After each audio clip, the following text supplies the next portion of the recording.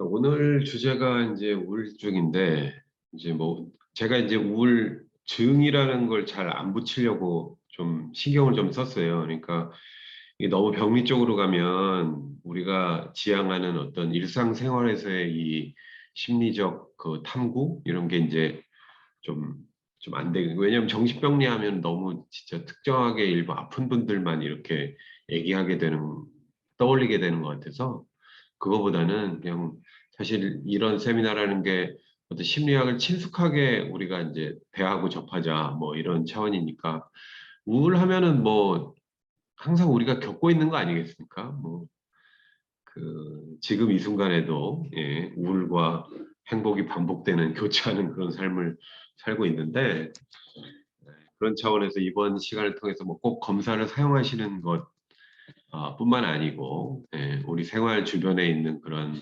사건들로서 이제 우울 같은 걸 한번 이해해보는 그런 시간이 됐으면 좋겠어요. 그리고 뭐 이런 때가 언제 있겠습니까? 그렇죠? 뭐 전공하신 분들이나 그 일을 하신 분들이라면 뭐 맨날 다루고 하시니까 뭐 지겨우시겠는데, 그냥 다른 일을 하면서 약간 진단의 목적이 있으신 우리 선생님들 같은 경우는 그냥 이런 거 한번 심리학적 관점에서 어떻게 보고 있나 이렇게 한번 좀 짚어보는 그런 시간이 됐으면 좋겠습니다. 그러니까 어제든지 제가 책을 보면서 좀 생각을 했는데, 어떤 상식에 약간 확장된 그런 개념으로 좀 가볍게 접근하시면 어떨까, 뭐 그런 좀 생각이 들었습니다. 그래서 조금 더 관심 있고 하면 좀 더 깊이 들어가 볼 수 있는 뭐 이런 어떤 관문으로서의 그런 역할을 하면 어떨까. 아울러 지금 저희가 서비스하고 있는 그 우울과 관련된 이 검사를 사용하는 데 있어서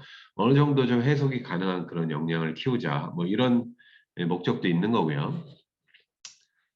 어, 지난번 말씀드렸다시피 그 MMPI 같은 게 워낙 이제 난이도 있고 어려운 검사니까, 그런 걸 이제 자격이 안 되는 분들도 많으시고, 자격을 지금 따기도 사실 어렵습니다. 이제 그건 학부 때부터 이제 그 심리학 대학원 임상전공 이런 걸 원하기 때문에. 근데 뭐 어쨌든 우리는 생활 속에서 뭐 그런 걸 겪기도 하고 실제로, 그리고 우리가 지금 선생님들이 뭐 코치를 하고 가르치고 이제 이런 학생들이나 뭐 피험자나 이런 경우도 다 그런 문제를, 심리적 문제를 뭐 가질 수 있기 때문에, 그리고 그것이 코칭이나 학습에 있어서 뭐 어떤 효율성이나 뭐 이런 결과에 영향을 미칠 수 있기 때문에 그 진단 요구가 있으신 선생님들이 좀 많이 있으실 거예요. 근데 체계적인 그런 진단을 아직까지는 뭐 사용하지 못하고 있다. MMPI 같은 거는 특정하게 이제 그 자격 그 요건을 아주 강하게 구성하고 있기 때문에 또 좀 거리가 멀다 이렇게 볼 수 있겠습니다. 네, 안녕하세요. 예, 시작하시죠. 어, 그래서 오늘 뭐 주제는 우울이 되겠습니다. 그리고 여기 슬라이드에서 보시는 대로 어, 다시 한번 공유를 해볼게요. 잘 보이시죠? 네. 슬라이드에서 보시는 대로 우리가 우울하고 검사 이름을 사실은 이제 행복지수라고 표시가 되어 있습니다. 예, 이게 약간 병기를 하고 이제 그렇게 하고 있는데, 그 이 검사를 서비스하는 그 기관에서 좀 제안을 했어요. 그래서 우울증이나 정신병리 같은 것을 행복지수나 심리건강 같은 걸로 좀 단어를 바꿔주면 어떻겠느냐. 근데 그 저로서는 사실은 되게 신선한 그런 제안을 받아왔던 거고, 왜 그런 생각을 저는 못했을까, 뭐 그런 생각이 좀 들었습니다. 그래서 이름을 그렇게 좀 바꿨는데 아무것도 바뀐 게 없습니다. 그냥 단어만 바꿨습니다, 이게. 예. 근데도 훨씬 어감이 좋고 다가가기 좀 편하고 선생님들이 설명하시기도 좀 편하고. 왜냐 우리가 우울증이 있다고 하면 지금 사실 뭐 심리 상담이 좀 그래도 약간 보편화되긴 했지만 좀 많이 그걸 이렇게 대놓고 막 이렇게 하진 않잖아요. 그게 막 나는 어제 뭐 오늘 상담 받으러 갈 거야. 막 왜 우울해서 막 자살하고 싶은 생각이 막 들어가지고 좀 가봐야 되겠어. 막 광고하진 않는데, 근데 그게 사실 따지고 보면 그걸 그렇게 겉으로 드러내놓고 아무렇지도 않게 얘기할 수 있는 그런 사회가 돼야 저는 건강하다고 보거든요. 왜냐하면 우리 뭐 맨날 우울하고, 그렇죠? 우리 그 융이 얘기한 그 사회적 얼굴 페르소나가 있듯이 그림자가 누구나 다 있는 것이고, 그게 모든 사람의 공통적인 건데 왜 그게 뭐 없는 척하고 막 자꾸 가리려고 하느냐. 그러면 병이 더 커지는 것이다. 그걸 꺼내놔야 그냥 더 이상하지 않고, 그렇죠?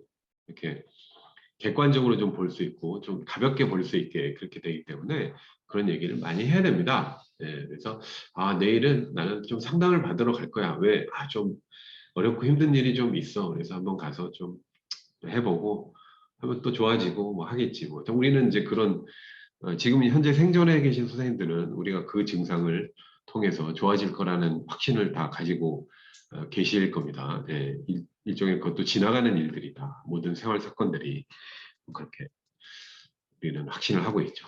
그래서 그 객관적으로 아주 쉽게 다룰 수 있는 그런 사회 분위기가 됐으면 좋겠다. 예, 그런 생각을 하고 있습니다. 그런 의미에서 검사 이름은 행복지수 검사가 되겠습니다. 그러니까 선생님들 검사하시고 해석하시면서도 이게 현재 어떤 우울감을 보는 것과 행복지수를 보는 것이 어느 정도 사실은 동전의 양면처럼 뭐 비슷한 거거든요. 그 어제 좀 자료를 찾아보니까 그 뇌에서 고통을 느끼는 부분하고 쾌락을 느끼는 부분이 동일하답니다. 여기. 예. 다른 곳에서 관여하는 게 아니고 고통을 느끼는 부분에서 쾌락을 동시에 느낄 수 있다. 그러니까 이제 그게 뭐 저울추의 양면 같은 그런 의미인데 그건 항상 공존하는 것이고 예, 이렇게 언제든지 바뀔 수 있는 전환 가능한 것이고 이렇게 우리가 이미 다 알고 있죠. 예, 고통을 벗어나면 또 행복이 오고 행복한 가운데 또 어려움이 있고 뭐 그렇게 업다운이 있는 것이죠. 뭐 우리 생리적으로도 그렇게 구성이 돼 있더라. 이 사실을 말씀드리고 싶은 겁니다. 자, 그래서 영어로 이제 디프레션, 해외 사용자들을 위해서 영어로 한번 적어봤습니다. 행복지수 우울 검사의 해석을 기반 이제 지식부터 좀 살펴볼 텐데, 자, 오늘 새로 오신 분들은 사실 아쉽게도 지금 아직 교재를 안 가지고 계신 분들이 계실 것 같아요. 근데 제가 교재 내용을 기준으로 해서 오늘 말씀드리고 나중에 교재를 득하셨을 때 그거 맞춰 보실 수 있도록 그렇게 좀 진행을 하고 어차피 다 녹화한 영상이 공유되기 때문에 나중에 한 번 더 보시면서 이렇게 따라 잡으시면 될 것 같아요. 자, 그래서 자, 15장이 되겠습니다. 오늘은 15장. 페이지로는 319페이지가 됩니다. 지난주에 정서, 그다음에 이번 주 우울, 그다음에 다음 주 정신병리까지 약간 시리즈 같은 거예요. 사실 MMPI에서는 이 세 가지를 한 방에 다 다룹니다. 그래서 뭐 검사 문항도 많고 뭐 해석할 것도 엄청나게 많죠. 근데 이걸 좀 약간 나눠놨다는 거는 뭐 여러 가지 의미가 있다고 볼 수 있어요. 검사를 왜냐하면 한 번의 호흡에 다 하면 사실 너무 피곤해요. MMPI 뭐 567문항 얘기만 들어도 안 할래 하는 사람들 제가 많이 봤거든요. 심지어 공짜로 해준다고 하는데도. 그러니까 그렇게 만들면 안 되겠죠, 우리가. 그래서 어느 정도 필요한 뭐 임상적 증상이 있을 때 그거에 대한 걸 좀 본다. 그리고 추가적으로 왜냐하면 이게 척도들이 겹치는 게 또 좀 많아요. 이게 좀 그 완전히 경계가 있는 것들이 아니고 뭐 우리가 뭐 앞에서 다룬 뭐 예를 들면 그 무기력 같은 거 이런 것들이 여기서도 무망감과 많이 또 겹치고 뭐 이런 식으로 겹치는 게 있기 때문에 상호 좀 체크되는 그런 면도 있다. 왜냐하면 검사를 여러 개 하는 게 완전히 독립된 서로 독자적인 경계에 있는 부분을 하는 게 아니고 어느 정도 겹치는 게 그러면 비슷하게 나오면 검사가 좀 실치가 잘 된 걸 우리가 또 확신을 할 수 있잖아요. 그래서 그런 걸 크로스 체크해보는 그런 이제 의미도 있습니다. 그거를 어, 재실시해서 우리가 신뢰도를 볼 수도 있지만 다른 비슷한 검사, 유사 검사를 해서 그걸 볼 수도 있다, 따져볼 수도 있다 이렇게 보시면 되실 것 같아요. 그래서 교재를 보면 319페이지의 우울증이 되겠습니다. 그래서 아까 뭐 말씀드렸다시피 그냥 우리 생활 사건에서 겪는 일상생활에서 겪는 그냥 우울의 문제 한번 좀 이런 시간에 한번 다뤄보자. 왜냐하면 우울 얘기 우리 많이 쓰지만 실제로 우울 우리가 조금 잘 알지는 못하잖아요. 그렇죠? 그거를 조금 더 깊이 있게 다뤄보고 그리고 뭐 좀 내가 여유가 생기면 좀 지식이 올라오고 자신이 있으시면 비슷한 수준의 다른 사람도 이 수준으로 한번 끌어올려 보자. 이렇게 보시면 됩니다. 왜냐하면 뭐 우울하다 얘기 맨날 많이 하고 뭐 우울증에 걸려본 적 있다, 우울한데 좀 약을 먹어야 되나 뭐 이런 생각은 많이 하시는데 실제로 그런 뭐 약간 뭐 너무 학문적인 건 아니더라도 좀 얘가 어떤 건가 한번 좀 그 명확하게 좀 교과서에 나와 있는 정도의 어떤 이해를 한번 해보자. 야매가 아니고요. 예. 그렇게 보시면 되겠습니다. 그래서 주제는 이제 크게 세 가지가 되겠습니다. 자, 첫 번째 우울이라는 게 어떤 놈이냐, 예, 정의와 특성 있고 두 번째 원인이 무엇이냐, 예, 어디서 우리가 이놈이 발생하느냐, 네, 세 번째는 척도를 우리가 6가지 우울 척도 증상을 볼 텐데 이것은 그대로 이 RS 이제 우울 검사, 예, 행복지수 검사의 측정 요인들이 된다. 그래서 검사하시고 나면은 이제 그런 것들의 수치가 나오는데 제가 그 어제 뭐 그저께 계속 여러 번 강조를 해드렸는데 검사를 하신 분들이 또 역시 많이 없어요. 그렇죠? 네. 숙제를 또 잘 안 하시고 근데 저는 계속 말씀을 드릴 겁니다. 뭐 이게 뭐 강제할 수 있는 건 아닙니다만 하고 나서 또 보시면은 또 더 이해가 잘 되고 와닿고 또 이럴 때 또 안 하시면 언제 또 해보겠습니까? 그렇죠? 그리고 다른 사람한테 시키는 것이 먼저가 아니라 선생님께서 먼저 해보시는 그런 시간이 됐으면 좋겠다. 앞으로도 계속 다음 시간에도 좀 말씀을 드리도록 하겠습니다. 자, 많이 들어오셨나요? 예, 12분 지금 계속 들어와 계시고 네. 질문 있으시면 마찬가지로 채팅이나 말씀을 해주시면 좋으실 것 같아요. 자, 첫 번째 우울의 이제 정의와 특성 한번 보겠습니다. 뭐 많이 하는 얘기로 뭐 우리가 마음의 감기처럼 아주 흔하다 이렇게 이제 얘기를 많이 하고 이 유병률 보니까 전 세계 인구의 4% 정도가 현재 우울증을 계속 이제 앓고 있다 얘기를 합니다. 그래서 뭐 20명 중에 1명쯤 될 텐데 우리 주위에도 뭐 그런 걸 현재 많이 겪고 있고 그리고 저도 뭐 기억이 나는 근시일 내에 겪어본 기억이 나고 그 선생님들도 기억이 나시죠? 예, 저밖에 없나요? 예, 언제 아주 우울하셔서 이거 좀 내가 도움이 필요하겠구나 정도의 수준으로 겪으신 게 최근에 언제신가요? 좀 다르군요. 역시. 예. 이게 또 그런 뭐 원인 나오겠습니다만 유전적인 것도 있고 뭐 여러 가지 인지적인 것도 있고 한데 그게 또 잦은 그런 스타일도 있고 아닌 경우도 있는데 저는 하여간 기억이 나요. 기억이 나고 정말 그때 당시에는 정말 죽을 것 같이 힘들었던 예. 그러나 지나고 나면 또 아무것도 아닌 뭐 이런 형태가 뭐 제가 뭐 저는 이제 일반적이라고 봅니다. 뭐 물어봐도 뭐 그런 경우 많고 그리고 실질적으로 통계적으로 이제 그 지금 4%라고 얘기하니까 근데 이게 전 세계적으로 4%인데 우리나라는 좀 더 많은 편입니다. 그래서 이따 이제 우울증 뭐 자살 얘기할 때 이제 통계 관련한 얘기를 제가 조금 해드릴 텐데 전 세계에서 상당히 좀 높은 수준으로 우리가 좀 보여지고 있습니다. 그러니까 그게 한국인의 기질적 원인이 있고 그 다음에 사회 분위기 같은 게 있을 텐데 그렇게 보면 좀 안 좋은 거죠. 약간 안타까운 그런 분위기에 살고 있다. 그래서 한 번도 없으시다니까. 그럼 우울증 약이나 뭐 그런 걸 복용해 보신 적 없고 그럼 수면 장애를 겪어보신 그것도 없으시고 좋은 표본은 아니신데요. 왜냐하면 우리 심리학 전공한 그 특히 임상하는 사람들 보면 좀 본인이 임상 상담의 대상이 될 만한 그런 사람도 많아요. 왜냐하면 본인이 어느 정도 그런 거에 관심이 있으려면 그런 걸 많이 겪어봐야 더 관심이 있잖아요. 그리고 우울증의 정도가 어느 정도 내 기분이 다운됐을 때 우울증이라고 하는지 제가 잘 인지를 못해서 그럴 수 있을 것 같아요. 그게 이제 사실은 인지가 안 됐다고 하면 그게 인지의 문제입니다. 그게 뭐 뭐 객관적으로 남이 봐서 너는 어떻다 이렇게 얘기할 게 아니고 내가 곤란이 있느냐, 실제로 내가 느끼냐. 그러니까 그게 아니라면 아닐 수 있겠죠. 근데 이제 뭐 지금 이제 원인 뭐 이런 것들 볼 텐데 생물학적으로 봤을 때도 그럴 수 있는데 실제로 내가 느끼기엔 곤란이 강하지 않다. 뭐 이런 게 있을 수도 있잖아요. 네.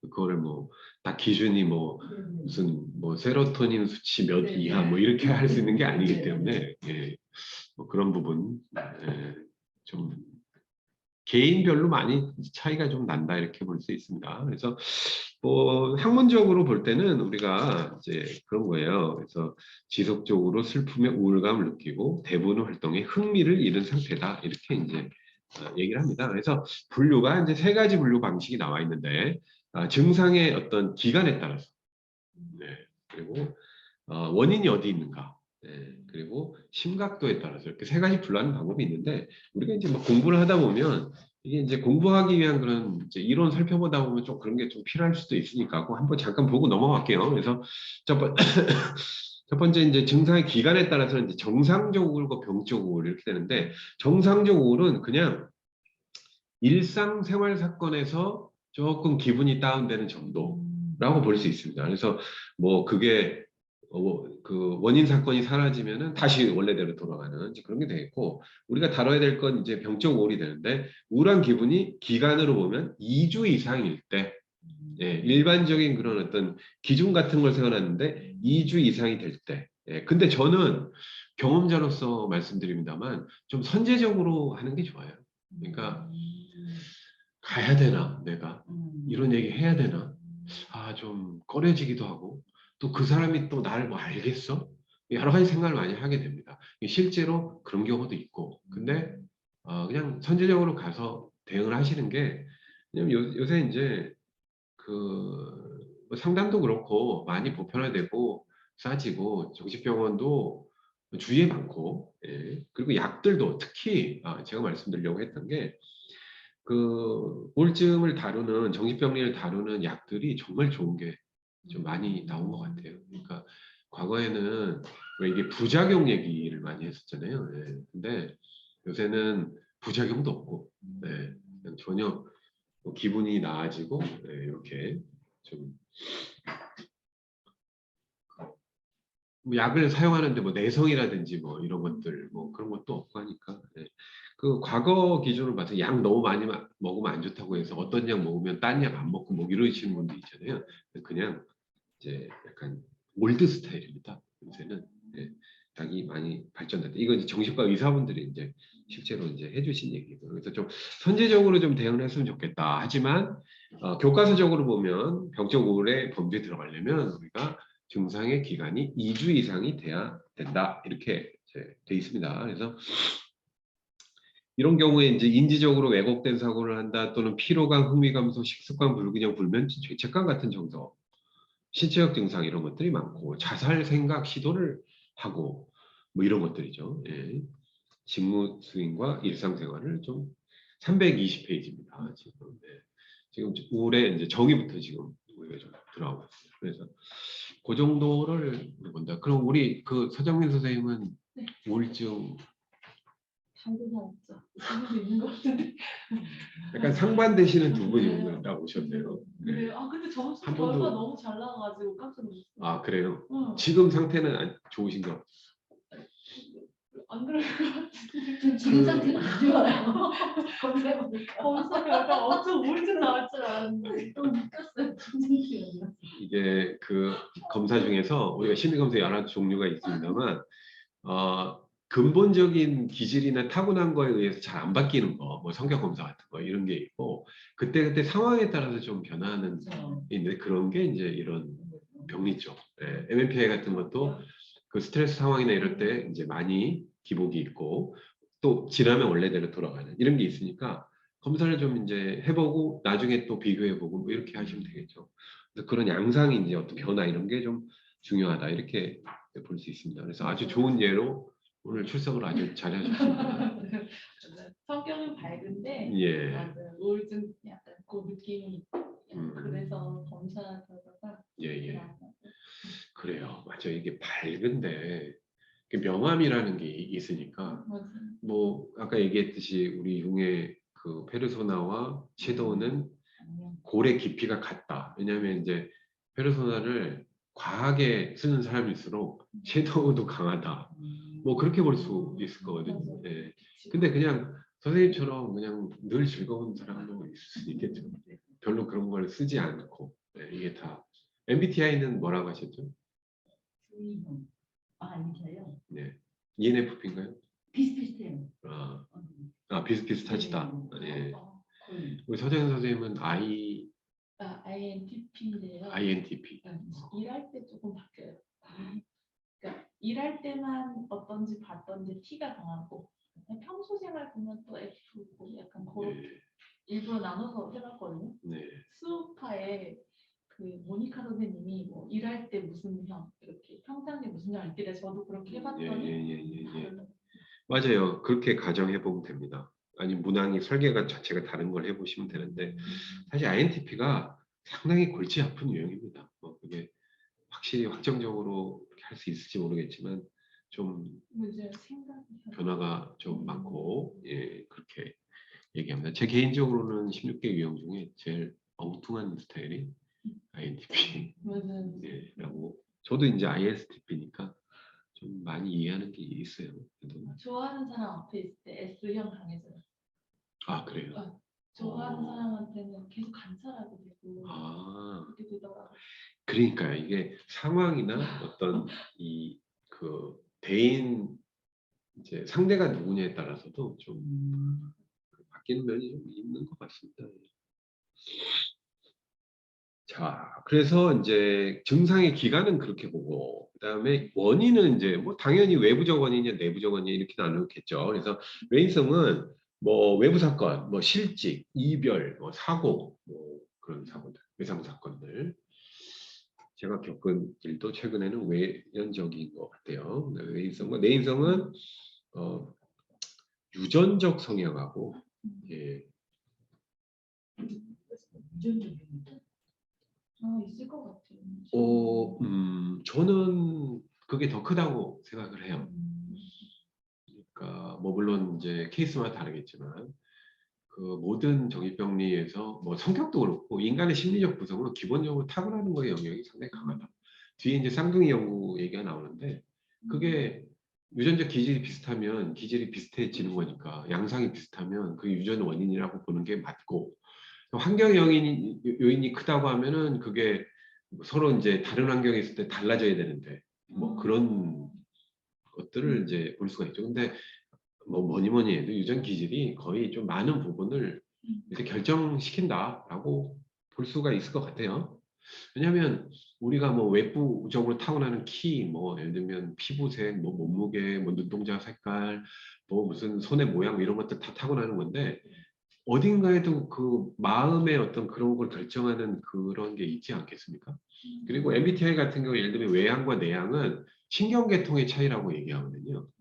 물리적인 차이인 거예요. 그거는 부모로부터 물려받은 거. 그러니까 그런 유전적으로 우울에 취약한 거 우리가 이제 뒤에 저기 호르몬 얘기도 나오고 그럴 텐데 그거는 완전히 그냥 생리적인 겁니다. 그 기능. 예, 그렇게 보시면은 뭐 내인성이 더 좀 강하다. 근데 완전하게 문제 없던 사람이 어떤 큰 생활 사건으로 인해서 예를 들면 자살을 했다. 그럼 이제 외인성이 되겠죠. 네, 원래 그럴 사람이 아닌데 갔다. 네, 뭐 그런 경우. 그렇게 강인하던 사람이 뭐 이런 거. 외인성. 삶은 참 그 예측 불허니까요. 그렇죠. 예. 강한 자가 살아남는 것도 아니고 약한 자가 늘 지는 것도 아니고 인생의 그런 운 이런 것들이 많습니다. 이 뭐 주의 깊게 보실 단어 하나가 거기 이제 정서적 둔마라는 단어가 나오는데 내인성에 정서 상태가 무감해진다. 이 둔마 이 단어 자체가 일단 좀 되게 둔해 보이죠. 무감각하고 그렇죠. 이렇게 blunted emotional response 이렇게 돼 있는데 약간 둔하게 반응하는 것, 반응이 없는 것. 그래서 이렇게 보면 이제 우울증이 많이 빠지면 정서 반응이 둔해지고 좋은 것도 없고 무명해서 그런 거예요. 네. 무기력이 되는 거죠. 뒤에 이제 자살에 나올 텐데 자살 주변 사람들이 그 자살을 뭐 이렇게 경험하신 게 있으시면 주변 사람의 자살 약간 가까운 분 없어요. 그건 저는 참 일에 잘 맞는 경험을 좀 많이 했는데 상담을 왔다가 일주일 만에 자살하신 분이 있었어요. 근데 정말 깜짝 놀랐던 게 그분을 제가 잘 아는데 전 직장의 동료인데 얼굴이 흑인이에요. 흑인. 딱 봤을 때 딱 알아요. 정상이 아니에요. 이게 얼굴이 완전 흑빛. 네, 완전히 달라요. 그래서 웬일이지? 근데 그때 불행히도 제가 막 너무 바쁘고 시간이 없어서 잠깐 보고 이제 나중에 또 끝나고 다시 연락한다고 했는데 너무 늦게 끝나서 연락을 못하고 일주일 후에 제가 부고 소식을 들었는데 겉으로 그렇게 드러날 수가 없어요. 네. 예전에 제일 심했던 시기 사진 봤는데 깜짝 놀랐어요. 네, 그렇죠. 얼굴빛이 너무 다른 사람이 보면 알아요. 살이 뭐 많이 빠진다든지 뭐 딱 봐도 아는 그런 증상이 있습니다. 그러니까 우리가 자살을 충분히 저는 예견할 수 있다고 봐요. 여기. 네, 물론 충동적인 그런 것도 있지만 그 사람이 그런 사실은 우리가 죽음의 순간을 이제 목격한 사람들 얘기, 의사들 얘기 들어보면 끝까지 그 안 가려고 진짜 안간힘을 쓰다 가는 게 사람이라고 그래요. 근데 그걸 스스로 포기한다. 그럼요. 네. 얼마나 그게 고통이 있었으면 그런 생각을 하겠습니다. 그러니까 그 기간 동안에 그걸 결심하는 기간 동안에 그 극심한 고통, 몸이 이제 그대로 받는 거죠. 그래서 자주 못할 것 같은데. 그런 사고가 깨져버리는 그 이제 지금까지 가는 거. 이 우울증이 정말 무서운 겁니다. 그래서 뭐 사망 원인 뭐 30대 이하 사망 원인 1위에 해당할 정도 지금 현재. 이걸 그래서 잘 다루시고 선생님들도 이해를 하시고 그 다음에 주변에 이제 앞으로 검사하고 대한 뭐 친구들의 어떤 개인 뭐 사교적인 그런 일상생활의 인간관계도 그렇고 직업적 목적 그렇죠? 사람을 다루는 다 직업이니까 그런 면에서도 많이 사용하실 수 있으면 좋을 것 같아요. 정서적 둔마라는 게 그런 반응 자체가 둔해지는 그런 상황이다. 이렇게 보시면 되겠고 세 번째는 이제 심각도에 따라서 신경증적과 정신증 이게 이제 신경증, 정신증 이게 이제 어떤 증상의 강도에 따른 그런 구분인데 신경증은 상대적으로 뭐 생활에 큰 타격 없이 스트레스를 보인다 이제 이렇게 돼 있고 정신증적 하면 이제 보시면 자기 비하, 망상, 판곽, 죄의식, 현실 세계, 현실감 없음, 약물 치료가 필요하고 입원 치료도 필요하다. 그래서 이제 그 정신병원에 입원하는 그러니까 뭐 제가 전공이 그렇다 보니까 그 임상병동에서 일하시는 분, 뭐 예를 들면 뭐 알코올 병동, 뭐 그냥 일반 뭐 조현병 등등 많은데 그런 데는 안 가보셨죠? 예. 망상 환각이 어떤 건지 궁금한데 그 사람들은 어떻게 그게 헛것이 보이는 거죠. 있을 것 같아요. 예.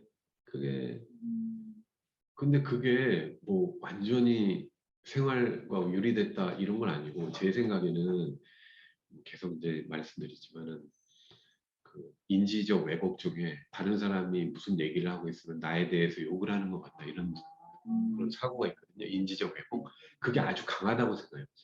그 말이 들려요. 들려요 실제로. 어떻게 합니까? 그걸. 뭐그 정도 수준. 너무 스트레스 것 같아요. 저는 공포죠, 이런 공포. 분을 만난 적이 있는데 네. 진짜 그분도 괴롭겠지만 주변 사람들도 너무 괴롭히고 그 스스로 너무 괴로움에 옆에서 욕을 한다 예. 믿어요. 근데 그분한테는 일어나는 일이겠죠.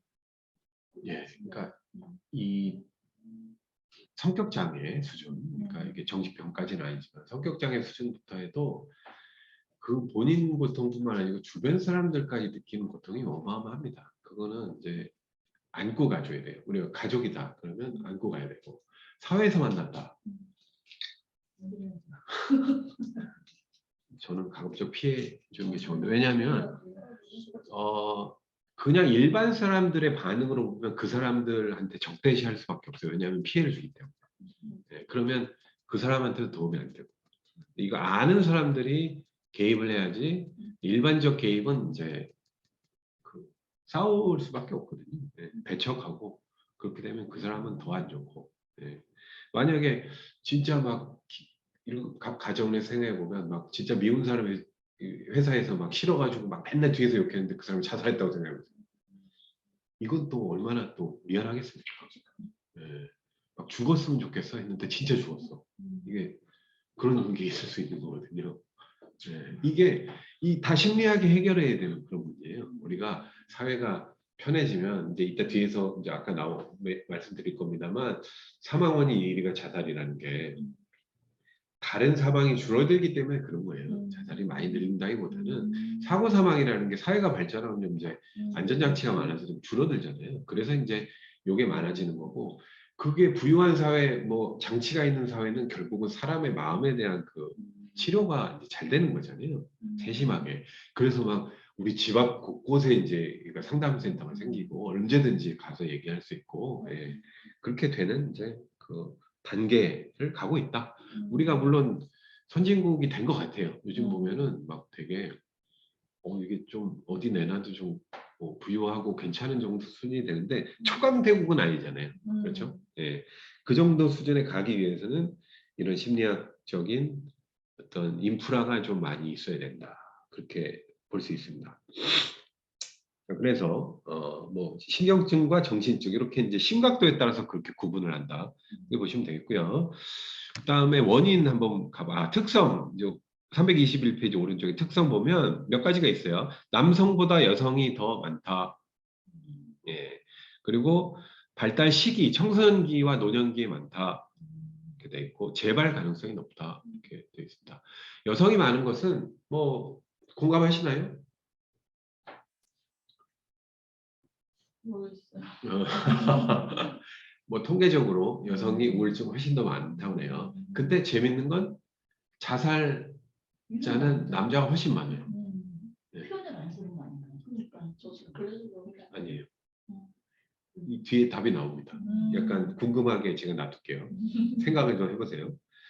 여성이 이제 좀 더 감성적이고 그리고 거기에 이제 사회적으로 여성이 그런 거에 취약하고 대처도 미흡하고 좀 희생이 될 수 있다. 네, 여성에게 좀 그런 짐을 지운다. 뭐 이런 원인을 근데 요새는 모르겠습니다. 요새 어떻게 생각하시는지 요새는 남녀가 뭐 역전이 됐다는 얘기도 있고 여아를 더 선호한다는 얘기도 있고 근데 여전히 여성 입장에서는 좀 사회적으로 좀 더 약한 약자인 그 느낌이 좀 드시는 것 같아요. 네. 서로 좀 그렇게 생각하는 면이 있네요. 이게. 모르겠습니다. 저도 남자이기 때문에 저는 여자를 아주 귀하게 대접을 하고 예. 똑같이 이제 생각을 하고 의무와 권리는 똑같다 이렇게 좀 봅니다. 그래서 여성에게 그런 더 짐을 지우거나 하는 분위기는 저는 안 된다고 생각을 하고 그렇지 않게 사는데 모르겠어요. 그 일반 다른 회사 저도 이제 회사를 떠난 지 되게 오래됐기 때문에 요즘에는 잘 모르겠습니다. 예. 근데 요즘에 이제 회사에서 EAP가 활성화되고 뭐 사내 상담센터가 많아지면서 좀 그런 케어 같은 것들이 좀 잘 되지 않을까. 앞으로 더 돼야 되겠죠. 만약에 그렇다고 하면. 현재 통계상 일단 여성이 더 많고요. 발달 시기별로 보면 청소년기하고 노년기가 많다고 봅니다. 그게 뭐 정체성 형성 뭐 이런 것들, 뭐 호르몬하고도 좀 연결이 되는 것 같고요. 예. 그리고 노년기에 어떤 그 호르몬 레벨이 떨어지고 하는 그런 생리적인 원인도 분명히 있다고 얘기를 합니다. 그리고 재발 가능성이 높다. 그래서 우울증이 한 번 겪으면은 60%가 재발하고 두 번 겪으면 70%가 재발하고 세 번 이상이 90%가 재발하는 이제 가능성이 이제 높아지는 건데 모르겠습니다. 한 번 그 물꼬가 트이면 뭐 그렇게 자동적으로 사고가 되는 건지 재발 가능성이 높은 것이 이제 특징이다 이렇게 돼 있습니다. 자, 두 번째 원인 한번 보겠습니다. 생물학적 원인하고 심리사회적 원인 두 가지. 그래서 생물학적 원인에 유전자하고 이제 신경전달 물질 나오는데 유전자는 쌍생아 연구, 쌍둥이 이제 유병률이 뭐 그 유전율이 37% 이렇게 나타났다. 그래서 우울증 가족력이 상당히 좀 많이 영향을 미친다 이렇게 돼 있습니다. 신경학적 요인들에도 영향을 많이 받는다. 신체적으로 영향을 받는다면 당연히 그것은 타고난 부분 측면이 상당히 많겠죠. 그 다음에 이제 신경전달 물질 세 가지가 나오는데 이게 자꾸 우리가 생리 시간이 되는 그런 경향이 있는데 그래서 제 기억나는 게 뭐 그렇게 과학 같은 걸 좀 많이 배웠나 봐요. 제가 학부 때 뭐 실험도 많이 하고 예, 그런 걸 많이 다루는데 여기서 좀 새삼 느꼈습니다. 그냥 한번 그 리뷰만 해보고 넘어가 보도록 할게요. 아 그런 걸 들어봤다 뭐 정도. 자 세로토닌, 노르에피네프린, 도파민 이렇게 세 가지라고 합니다. 그래서 모두 다 그런 것들의 레벨이 낮아지면 우울증이 좀 발생할 수 있다. 세로토닌은 좀 들어보셨죠? 네. 그래서 뭐 뇌와 척수에 걸쳐서 뻗쳐 있고 뭐 감정, 행동, 뭐 행복 호르몬이라고 영향을 미친다. 그 얘기한다. 그래서 활동이 활발하면 기분이 좋아지고 예, 저하되면은 약간 다운된다. 그런 역할을 한다라고 보시면 되겠습니다. 두 번째 노르에피네프린도 교감신경계 신경절단 물질이라고 되어 있습니다. 뉴런에서 분비가 되고 예. 이거는 어디서 나온 거랑 비슷하냐면 우리 스트레스 상황에서 분비되는 뭐 코르티졸, 아드레날린 얘기했잖아요. 그것과 약간 비슷한 그런 기능이 있더라고요 보니까. 그래서 스트레스 대하에 심박수를 증가시키고 혈압을 상승시키는 반응. 이게 자기 보호라고 얘기했죠. 그렇죠? 부족할 경우 우울 그런 증상이 나타난다. 세로토닌과 연관이 되어 있다. 비슷한 물질이다. 이렇게 보시면 되겠고 세 번째 도파민 약간 뭐 주목할 만한데 도파민은 뇌 속의 마약 이렇게 표현을 하더라고요. 예. 도파민이 분비되는 환경, 사건 어떤 거냐 뭐 맛있는 거 먹을 때, 뭐 여행 갈 때, 새로운 거 볼 때, 신선한 경험, 그 다음에 술 마실 때, 예. 마약할 때, 뭐 레벨이 어마어마하게 이제 높아지는 거죠. 예. 네, 그런 뇌 속의 뭐 마약이다라고까지 얘기를 합니다. 그래서 쾌락, 동기, 보상, 주의, 의욕, 뭐 운동할 때도 나오고 성취감이나 만족감, 도파민의 강한 분비. 우리 사람이라는 게 뭐 행동주의에서도 있습니다만 기계적으로 접근하는 견해도 있어요. 그래서 요게 나오면 이렇게 되고 뭐 얘도 마찬가지로 동물이니까 그런 게 당연히 예외 없이 적용이 되겠죠. 그렇죠? 네. 그래서 부족한 경우는 무기력, 의욕상실, 지루함. 그래서 어느 정도 레벨을 유지하는 게 중요하다. 과하면 또 문제가 된다. 이렇게 나와 있습니다. 그래서 너무 과하거나 적게 분비되면 부정적인 영향을 준다. 그래서 좀 어느 정도 나오는 레벨. 그걸 과하게 분비시키는 게 이제 술, 뭐 마약 뭐 이런 거 있잖아요. 예. 거기에 또 중독이 되기도 하고 뭐 그런 물질이 되겠습니다. 그래서 우리가 생리적인 면에서 유전이나 그런 신경전달 물질에 의해서 영향을 받더라 밝혀진 사실이고요. 그다음에 심리사회적 원인의 관점이 지금 정신분석, 인지, 행동주의 이렇게 세 가지가 나왔습니다. 요거 계속 나오잖아요. 예, 스트레스에서도 나왔고, 그러니까 딱 그 큰 줄기만 생각하시면 될 것 같아요. 정신분석은 심리 역동이잖아요. 특히 무의식 이런 거를 강조를 합니다. 그리고 인지론은 개인의 사고, 받아들이는 사고, 행동주의론은 뭡니까? 사람은 기계적이다. 예, 투입 인풋과 아웃풋으로만 그 측정하는 이런 게 되겠습니다. 그래서 정신분석이론 보면 얘 또 뭐라고 얘기했겠습니까? 무의식적인 갈등이나 분노에 의해서 나타나는 현상이다. 이렇게 되는데, 자 정신분석 프로이드가 우울증을 어떻게 그 원인 생성되는 방식 기제를 어떻게 얘기했냐면 잠깐만요.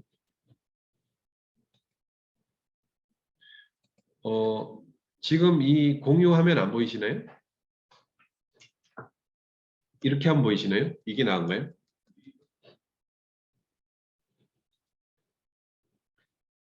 이렇게 크게 했을 때랑 아, 계속 이 화면이 맞아요? 예 맞습니다. 지금 우울증의 네. 원인 하고 있잖아요. 네. 예, 예, 예. 자, 교재는 323페이지. 큰 화면으로 주세요. 큰 화면. 예, 예, 알겠습니다. 자료 다 나중에 공유를 해드릴 거고요. 예, 그래서 세 가지 관점에서의 이제 접근이 정신분석 이론에서 뭐라고 얘기하냐면 우울증은 사랑하는 대상의 상실로 발생한다 이렇게 얘기를 합니다. 예, 이게 그런 메커니즘을 설명한 걸 제가 그대로 옮겨볼게요. 누군가를 사랑하면 애착이 발생하잖아요. 근데 그걸 상실을 해요. 뭐 실연을 했거나 혹은 그 사람이 죽었거나 그러면 상처를 받겠죠. 그게 뭐냐면 우리 누군가를 사랑하면 행복감도 옵니다면 이게 상실의 그 사랑의 대상이 사라질까 봐 하는 두려움과 공포가 같이 온다고 그래요.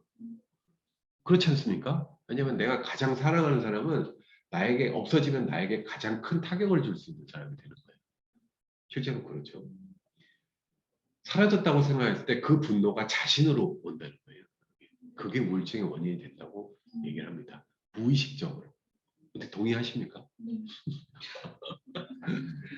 그 프로이드의 그 탁월함, 네, 이분의 이 탁월함, 네, 그뭐 유아 성욕 이론 이런 거 보면 정말 괴기하기도 하면서 정말 그럴 것 같기도 한 그런 느낌이 들죠. 그렇게 이제 설명을 하셨어요. 그래서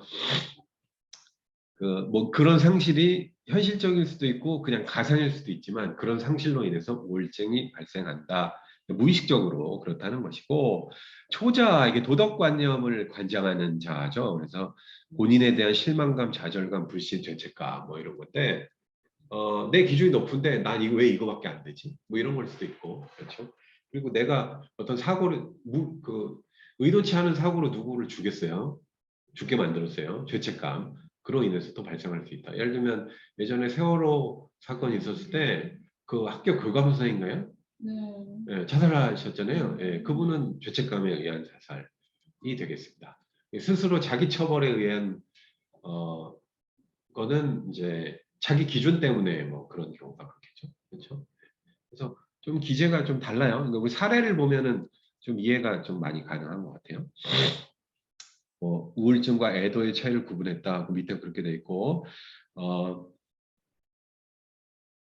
저 밑에 거 보시면은 우울증을 의존적 우울증과 자기 비난형 우울증으로 나누었다 이렇게 돼 있는데 이거 그냥 곁다리로 한번 보시죠. 그래서 의존적 우울증은 타인에 의존하는 그런 경향이 강한데 그것이 상실됐을 때 발생하는 우울증이고 자기 비난형은 내가 기준이 높은데 미치지 못했을 때 자기를 비난하는 그런 우울증이다. 이렇게 모두 정신분석적 관점에서 이제 생기는 그런 원인이다라고 보시면 되실 것 같아요. 자, 두 번째 넘어가서 인지이론 볼게요. 인지이론은 뭡니까? 자꾸 나옵니다만 사건이 중요한 게 아니라 그 사건에 대한 나의 평가, 해석이 중요하다 이렇게 얘기하는 것이죠. 그래서 거기 세 번째 줄 보시면은 인지 모델, 인지 삼재, 정보 처리 오류, 부정적 자기 스키마 이런 이제 그 단어들이 나와요. 그러니까 이게 우리가 공부할 때만 이런 거를 개념을 보죠. 예, 보통 사회에서는 이렇게 얘기를 잘 안 하죠. 그냥 한번 이런 기회니까 한번 보고 가겠습니다. 인지 삼재는 세 가지 명제예요. 예, 인지에서 세 가지 명제. 그 뭐냐면 우울증을 발생시키는 모델인데 그 자기 자신 그리고 세상, 나, 우리 세상, 그 다음에 미래에 대해서 부정적인 생각을 갖는 거예요. 자기 자신 어떻습니까? 난 안 돼. 그죠? 네, 세상이 썩었네. 네, 미래, 앞으로 뭐가 되겠어? 요 세 가지, 요걸 인지삼재라고 합니다. 우울증을 키우는 인지 구조. 그러니까 이게 좀 그런 생각 하시나요? 안 하시나요? 저는 많이 해봤는데. 왜냐면 자기 처벌을 해야 발전할 수 있잖아요. 네. 그게 이제 그 종이 한 장 차이인데 자기 처벌이 강해서 발전의 원동력으로 사용하느냐, 그 처벌이 강해서 이제 동기가 사라지느냐, 이거는 이제 어떤 같은 생각에서 출발하지만 결과가 행동 방식에 따라서 달라지는 거예요. 그렇죠? 저 제자들 반대요. 애들이. 입시생들은 뭐 입시생들 너무 힘들어하죠. 잘 되겠죠, 뭐 이런 거 없나요? 정말 밝은 아이들 그런데 그 아이들도 잘 뒤에 가서 어떤 생각할지 잘 몰라서 주의 깊게 보죠. 우리가 그 스트레스 모형에서 그런 얘기 했잖아요. 어떤 수행은 그게 과도하게 높거나 그러니까 각성 레벨이 과도하게 높거나 낮을 때 별로 어느 정도의 각성 그 정도를 유지하는 게 제일 수행에 좋다. 뭐 그런 겁니다. 예, 과유불급 뭐 이렇게 되겠네요. 그렇죠?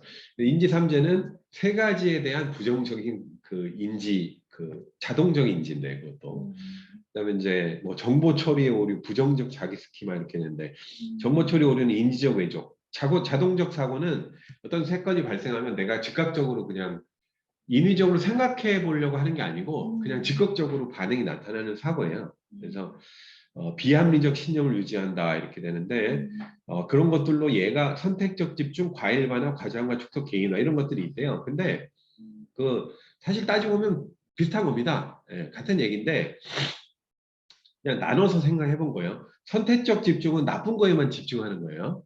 과일 반환은 나쁜 것만 과대하게 해석하는 거고요. 과장과 축소도 마찬가지로 좋은 거는 축소하고 나쁜 부분만 과장시키는 거. 그렇죠? 개인화. 자꾸 나의 관점으로 돌리는 거. 오늘 뭐 비가 오는 거 보니까 역시 내가 오늘 안 되는 거지 뭐 이런 거. 네. 오늘 뭐 이렇게 마음 먹고 했는데 차가 막혀. 역시 나는 안 돼. 네, 그걸 개인의 원인으로 돌리는 거예요. 이게 예, 그거 좀 이해가 안 되시나요? 예, 선택적 집중.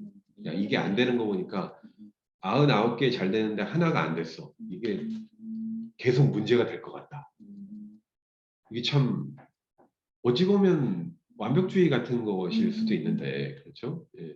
과일반화, 안 좋은 것만 과대하게 일반화하는 거, 과장과 축소 다 비슷한 그런 얘기가 되는 겁니다. 그러니까 이걸 이제 우리가 인지 이론에서 그 이런 거 자동적 사고를 바꿔줘야 되는 건데, 예, 그게 인지 치료의 핵심이에요.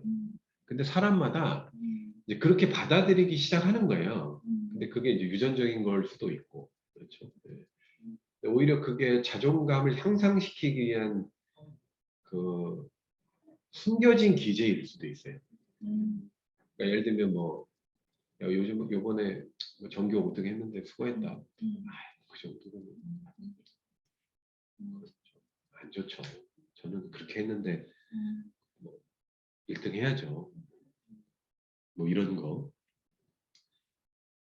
묘하게 자기 자존감을 향상시키는 걸로 꼬는 걸 수도 있는데 예, 그게 과하게 되면 예, 부정적 사고로 발전할 수도 있는 거예요. 그러니까 그게 정말 아까 이제 종이 한 장 차이라고 말씀하셨는데 내가 더 열심히 해야지 하는 것과 이제는 가망성이 없어는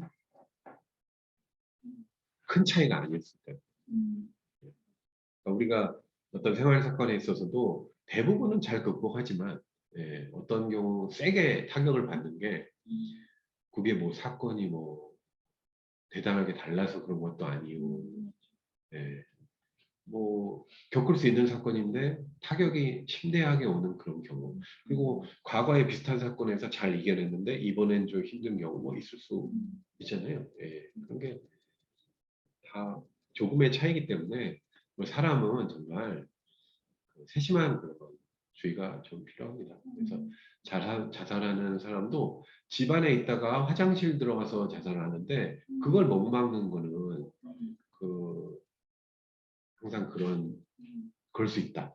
네, 네.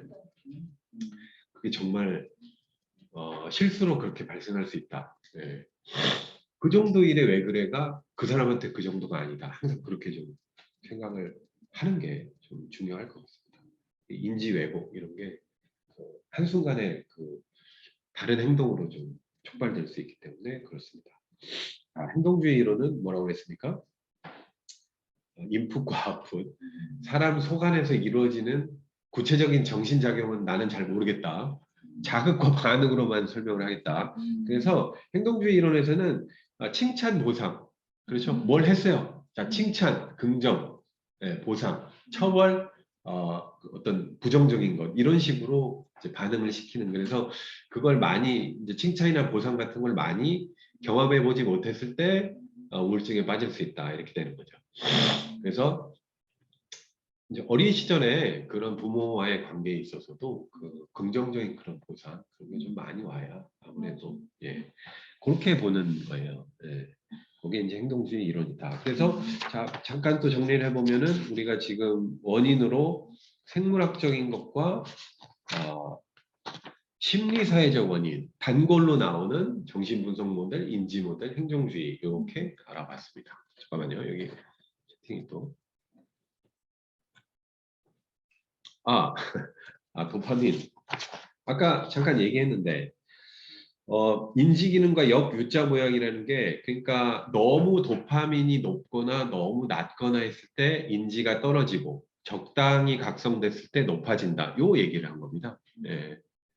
뭐 이해가 뭐 가실 거예요. 그러니까 예를 들면 이렇게 예를 들어보면 될까요? 도파민 레벨이 너무 높아서 마약을 취한 상태에서 수학 문제를 푼다고 한번 생각을 해보세요. 잘 안 풀리겠죠? 그렇죠? 예. 혹은 너무 떨어져서 우울증이 된 사람 역시 수행이 좋지 않을 겁니다.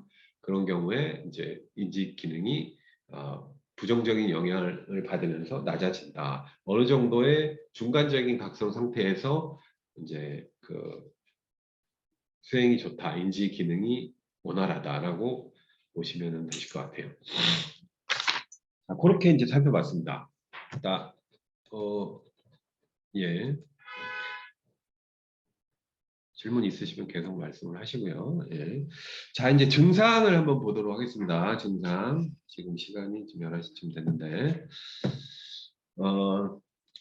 자, 앞에 원인, 특성, 종류, 구분 등등 이런 것들 본 것은 다 우리가 지금 증상 6가지 척도를 공부하기 위한 밑그림 작업이다 라고 보시면 되겠습니다. 자, 우울증의 증상을 우리가 6가지로 이렇게 나눠봤어요. 그래서 어쨌든 검사는 측정을 해야 되기 때문에 예, 몇 가지로 어떤 걸 측정할 것인가 이거는 검사를 만드는 사람의 철학이다. 그래서 중앙대학교 정태현 교수님이 우울증의 증상을 한 6가지 정도로 측정하면 되겠다. 거기다가 사회적 바람직성 척도, 지난주에 얘기했던 거 아시죠? 그거랑 그다음에 우울증 어차피 하나로 그 서머리 되는 거니까 종합 점수 정도를 보면 우울증 측정은 잘 되겠다. 우리가 MMPI 상에서도 우울증이 이렇게 자세하게 나오진 않아요. 네. 디프레션 그냥 그 하나로 묶어서 이제 나오는데 그 세부 척도에서 뭐 조금 나눠지는 게 뭐 중독도 나오고 하긴 하는데 이렇게 그 우울증의 각 증상별로 이렇게 좀 구분해서 측정해 본 검사는 많이 없을 것 같아요. 선생님도 뭐 검사를 좀 앞으로도 이제 써보시면서 그런 것들을 한번 비교해 보시고 피드백을 주시면 좋으실 것 같아요. 자, 그 6가지가 무엇이냐? 6가지 물적도 부정적 정서, 역기능적 자아, 동기결핍, 그다음에 자살 생각 많이 나오는 생리적 이제 곤란, 그다음에 무망감 이렇게 6가지가 되겠습니다. 예, 물론 이게 다 비슷하게 같이 오는 걸 수도 있는데 개인에 따라서 약간 좀 다를 수 있어요. 예, 그렇기 때문에 그런 걸 좀 세부적으로 예, 그러니까 뭐 생리적인 증상만 오는 경우도 있고 생리적 증상 없이 무망감만 오는 경우도 있고 예, 강해지면 뭐 자살 생각과 뭐 실제로 실행까지 하는 사람도 있죠. 예. 그 중간에 양상이 뭐 어떤 건지 이런 것들 좀 파악할 수 있는 그런 검사라고 보시면 맞으실 것 같아요. 학생들의 경우 뭐 스트레스 측정 다 좋고 뭐 우울 좀 예 해보면 뭐 부모님하고 상담 예 우리가 전문적인 어떤 의료 수준의 개입이 필요한 것까지는 아니더라도 예 항상 그렇게 많이 빠질 수 있으니까 예 그리고 병원에 간다고 해도 그 전 단계에서 이런 걸 해보고 가는 거가 도움이 많이 되겠죠. 갈 필요가 있느냐? 그리고 이걸 어느 정도 객관적인 이 사회에서 공론화시킬 수 있는 장애 이걸 꺼내놓는 게 되는 거잖아요. 저는 그게 되게 중요하다고 생각해요. 예, 그래서 부모님도 그렇고 뭐 걱정하실까 봐 뭐 부정적인 얘기 못 하고 그러시는데 저는 그게 제일 어리석다고 생각하거든요. 아빠한테 혼날까 봐 자살하는 경우 있잖아요. 그게 웬 정말 말도 안 되는 인지의 왜곡입니까? 그게 예, 아빠가 알면 큰일 나시니까 고민하다가 자살. 이게 참 그래서 친근하게 그런 얘기를 할 수 있게 그리고 그렇지 않더라도 많이 평소에 그런 얘기를 해야 됩니다. 아 요새 좀 힘든데 그러다가 또 괜찮아지. 이번에는 좀 힘든데 좀 그때보다는 좀 더 많이 힘든데 뭐 이런 식으로 충분히 얘기할 수 있는 이렇게 됩니다. 예. 자, 부정적 정서. 뭐 당연히 이제 안 좋은 기분이 되겠죠. 첫 번째. 예. 그래서 여기 이제 DSM-5라는 얘기가 나오는데 들어보셨죠? 예. 여기 이제 그 정신병리 그 통계입니다. 예. 그래서 어떤 거를 병리의 측면으로 보느냐 이런 것들이 계속 5라고 돼 있는 게 업데이트가 되는데 거기서 이제 미국에서 이제 최신 그런 통계로 발행을 해요. 그래서 거기서 뭐 우울증이 들어있고 뭐 그렇게 되겠죠. 그렇죠. 자, 핵심 정서는 뭡니까? 슬픔이다. 그래서 상실감, 무력감, 실망과 관련된 고통스러운 감정을 의미한다. 제가 우울증에 빠졌을 때 제 경험은 출근할 때 항상 일상적으로 보던 것이 완전하게 다르게 보이고 눈물이 막 나고 가만히 있는데 뭐 그런 뭐 요상한 그런 느낌이 들더라고요. 그래서 저는 이게 좀 상태가 안 좋구나. 그래서 제가 병원에 가서 약을 좀 먹었는데 뭐 말씀드렸다시피 약이 아주 좋고 그래서 뭐 금방 극복을 했어요. 뭐 그럴 수 있습니다. 예, 전 세계 인구의 4% 현재 겪고 있는 거기 때문에 인지적 오류로 인해서 판단력이 흐려진다 이렇게 돼 있죠. 자, 우리가 요거는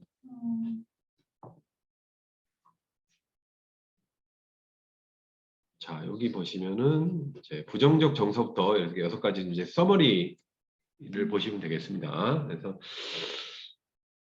수치심도 느끼게 한다. 낮은 자존감으로 인해 사회적 기준에 미치지 못한다고 생각하고 열등하다고 느끼는 거예요. 그러니까 우리가 앞에 나왔던 그 정서에서도 그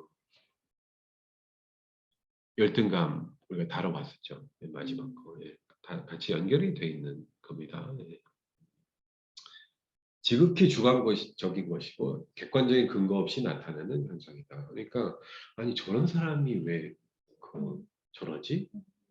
그럴 정도로 객관적으로 조건이나 상황이 좋다고 판단이 돼도 그 사람의 그 속으로 들어가 보지 않으면 모르는 겁니다. 대표적인 예가 어떤 게 있겠습니까?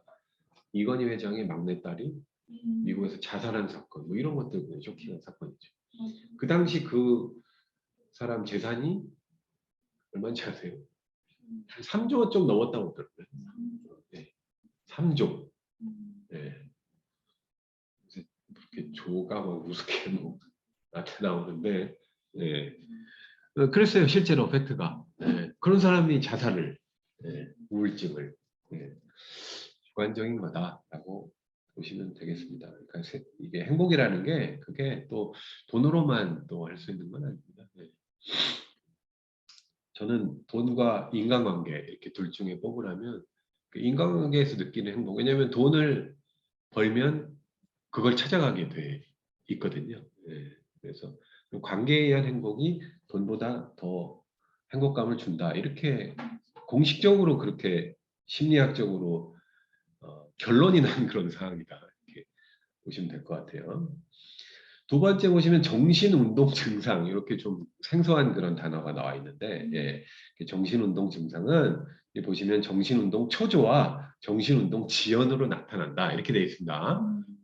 자, 정신운동 초조는 보기 보시면 행동이 주변을 계속 걷기, 손 꽉 쥐기, 다른 물건 문지르기나 잡아당기기 이런 걸 한다고 해요. 저도 경험이 있고 저는 계속 주변을 걷기였어요. 수면에 약간 장애가 있으니까 새벽에 일찍 나가서 그냥 산책을 하게 돼요. 생각을 하면서. 근데 그게 어딘가 쭉 갔다 오는 게 아니고 뱅뱅 돌아요. 그게 이제 이게 정신운동 초조였구나라는 그런 생각이 들었습니다. 그런 단어가 나왔고요. 그다음에 정신운동 지연은 지연되는 거니까 저하가 되겠죠. 무기력하고 반응이 지연되고 기억력 저하 같은 아까 둔마하고 약간 비슷한 그런 그 행동인데 그래서 느릿하게 말하고 신체 움직임 저하고 말의 내용을 다 하지 못하거나 말이 없는 경우. 이렇게 되면은 정신운동이 좀 지연된다. 그런 사람이다. 유심히 좀 우리가 관리를 해줘야 된다. 그렇게 보시면 되실 것 같아요. 그다음에 우울증 장애 분류했다는 증상. 지금 요거는 이제 우울증의 공식 분류인데 DSM-5나 그 뭐 위키 이런 걸 봐도 뭐 자세하게 나와 있어요. 근데 거기 나와 있는 것만 보면 지금 두 번째 줄 보시면 파괴적 기분 조절 장애, 그다음에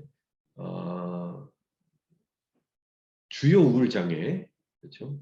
그다음에 지속성 우울 장애 이렇게 돼 있어서 제가 좀 찾아봤는데 주요 우울 장애는 우리가 보통 얘기하는 우울증에 그거의 전형적인 경우가 이제 주요 우울 장애라고 그 의학적 용어로 그렇게 쓴다고 그럽니다. 그리고 기분 조절 부전 장애나 지속성 우울 장애는 그런 것들이 기분 저하가 최소 2년 동안, 그러니까 되게 장기간 동안 가는 걸 그렇게 부른다고 해요. 비슷한 단어입니다. 그게. 그래서 아동 및 청소년은 최소 1년 동안이라고 돼 있으니까 1년 동안이라고 생각해 보세요. 이게 이제 하루만 해도 정말 이 고통이 극심한데 이렇게 되면은 좀 엄청난 거죠, 사실은.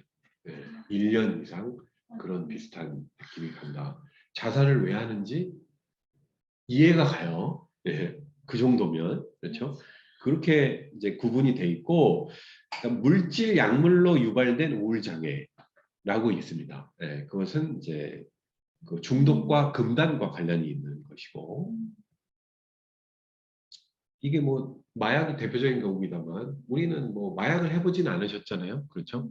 근데 전 희귀병이 와가지고 예. 투병을 했잖아요. 예. 이게 온몸에 신경 질환이라서 마약성 진통제를 썼거든요. 아, 그렇죠, 근데 의학적으로. 안 먹으면 진짜 정말 너무 아픈 거예요. 그래서 안 먹어야겠다. 오히려 반대 작용보다. 그래서 그거 끊고 금단 현상 오는데 진짜 막 그런 영화에서 봤던 거 있죠. 식은땀, 환각, 그다음에 막 시야 번쩍번쩍, 그다음에 손 떨리고 다 경험했거든요. 예. 그러니까 근데 이제 그런 신경 증상이 신경외과에서 환자가 엄청 많거든요. 예. 그분 뭐 뇌졸중부터 해서 뭐 많던데 제가 정말 어린 편이긴 했지만 그런 분들은 이런 약을 먹고 그걸 막 몇 년씩 걸쳐 먹으면 너무 힘들겠다 삶이 그런 생각까지 들어요. 마약성 진통제 그런 얘기인 거죠. 그리고 저는 안 먹어봤습니다. 친구가 이제 처방받아서 그 얘기를 해서 마약성 진통제 거기에 이제 그런 물질이 들어가 있는 거죠. 어제 저보고 그랬어요. 예. 가능하면 안 먹는 게 좋은데 이게 너무 아프니까 사실 먹으라고는 했거든요. 예. 근데 먹으면 하나도 안 아파요. 그래서 안 먹을 수는 없는데 나중에는 이제 돌아오더라고요. 내가 이걸 더 먹으면 망가지겠다. 그래서 이제 끊었던. 예. 그게 간접적으로 그런 걸 체험해 보신 그런 경험이 된 거네요. 그렇죠. 우리 일상생활에서는 사실은 어렵죠. 알코올이나 뭐 담배, 니코틴 정도 모르겠어요. 저는 그 커피를 안 먹는데 카페인도 뭐 약간 그걸 안 먹으면 약간 손이 떨린다는 그런 얘기를 이렇게 계속 커피를 달고 사시는 분들은 그렇게 얘기하는 경우 봤습니다. 그러니까 술이나 이제 그 담배 같은 건 저도 경험을 해봤으니까 현재 진행 중이고 예. 뭐 얕은 정도의 이제 그런 생리적 뭐 그런 거겠죠. 그래서 자꾸 찾게 되고 그걸 못하면 우울해지는 뭐 그런 감정이 그 우울 장애 물질 약물 그 유발 우울 장애는 그 정도가 그보다 엄청나게 심하겠죠. 그런 걸 우리가 가정을 해볼 수가 있겠습니다. 그 뒤에 쪽 보시면 의학적 상태로 인한 우울 다른 의학적 상태로 인한 우울 장애 달리 명시된 우울 장애 명시되지 않은 우울 장애 이런 것들이 좀 있어요. 제가 좀 찾아봤는데 뭐 우울 장애 진단 분류 어디에도 속하지 않는 다른 의학적 상태로 인해서 발생한 우울 장애. 그러니까 이 보니까 양상이 되게 여러 가지인가 봐요. 그래서 우리가 딱 이런 우울이다라고 규정하기 어려운 그런 것들이 좀 있나 봅니다. 그래서 그런 경우에 그렇게 단어를 쓰더라. 이제 그렇게 기재가 돼 있고 달리 명시된 우울 장애도 마찬가지예요. 딱 껴맞추기 어려운 그런 우울 장애라고 돼 있고 명시되지 않은 우울 장애는 맞는 게 없는데 그 원인을 모를 때, 단서가 없을 때 뭐 그런 단어를 쓴다라고 그렇게 얘기를 합니다. 그래서 DSM이라는 것이 그런 그 정신병리 통계 그 편람이다라고 보시면 될 것 같고 거기서 그렇게 얘기를 하고 있더라까지 이제 봤습니다. 자, 두 번째 역기능적자가 이제 부정적 사고예요. 이게 인지 관점이죠. 예. 요거 스트레스에서도 나왔을 겁니다. 정서에서도 나왔고. 그래서 자신을 무능한 존재로 여기고 자기 혐오와 자기 비하가 나타난다. 이제 본격적으로 스스로를 이제 공격하기 시작하는 거죠. 예. 그래서 이제 뭐그 신경 호르몬, 뭐 신경 회복력 이상, 뭐 장기 지속될 때 주의 집중력과 기억력이 저하된다. 이렇게 되어 있습니다. 그래서 그 나타나는 양상 두 가지 보시면 인지삼재 아까 앞에 나와 있던 거 역기능적 신념 이렇게 이제 나와 있죠. 인지삼재 아까 앞에 나왔던 그겁니다. 예, 세 가지만 기억하시면 되겠고요. 예, 역기능적 신념은 마찬가지입니다. 이게 예, 부정적인 자동적 사고라고 돼 있어요. 네. 그거를 자꾸 나 자신과 연관돼서 부정적으로 판정하기 시작을 하면 좀 곤란해진다. 네. 내가 이런데 앞으로 되겠어? 가능성이 있겠어? 자동적으로 그렇게 생각하기 시작하는 겁니다. 이게 한없이 자신감을 갖고 자만감을 가지는 것도 좋진 않지만 이거는 고통이 워낙 심하기 때문에 차라리 자신감을 갖는 게 더 나을 것 같아요. 네. 그런 것들이 반복이 되면은 이제 힘들어지는 것이고 역기능적 신념에 두 가지 개념이 나오는데요.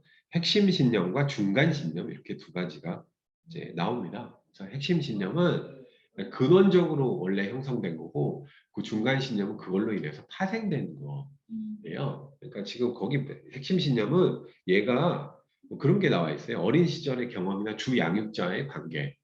그럼 이제 이런 거겠죠. 예를 들면 뭐 대표적으로 뭐 고아원에 버려진 부모로부터 버려진 나한테 무슨 미래가 있겠어. 이게 이제 핵심 개념. 얘기하고 보니까 너무 슬프네요. 예. 그게 이제 핵심 개념인데 그로 인해서 파생되는 이제 중간 개념들이 많겠죠. 그런 나한테 이런 일이 또 생기고 다 거기에 이제 귀인해서 세상의 여러 가지 일들을 판단해 버리는 거 이런 게 이제 그런 걸 이제 인지적 관점에서 이제 우리가 역기능적 자아라고 얘기하고 그걸 근본적으로 바꿔줘야 됩니다. 네. 계속 따라다니면서 괴롭힌다 이렇게 볼 수 있습니다. 자, 인지적 오류의 몇 가지가 또 여기 나와요. 다음 페이지 328페이지 보시면은 자, 근거 없이 왜곡하는데 우리가 많이 듣던 거예요. 그 두 번째 줄 보시면은 흑백 논리, 예언자의 오류, 독심술적 사고. 예, 이렇게 돼 있습니다. 많이 뭐 들어본 것도 있을 거예요. 자, 흑백 논리는 이거 아니면 저거잖아요. 내가 이거에서 잘 되지 못하면 난 망하는 거. 네, 이렇게 주로 뒤를 강조하는 게 되겠죠.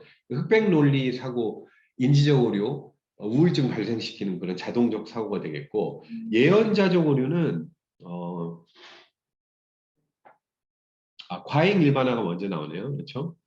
자신이 그건 앞에서도 나온 거 자신의 처한 부정적인 상황을 과잉적으로 해석하는 것이다. 뭐 그런 것이고 예언자의 오류는 객관적 근거 없이 자신의 미래를 부정적으로 사고하는 것을 뜻한다. 네.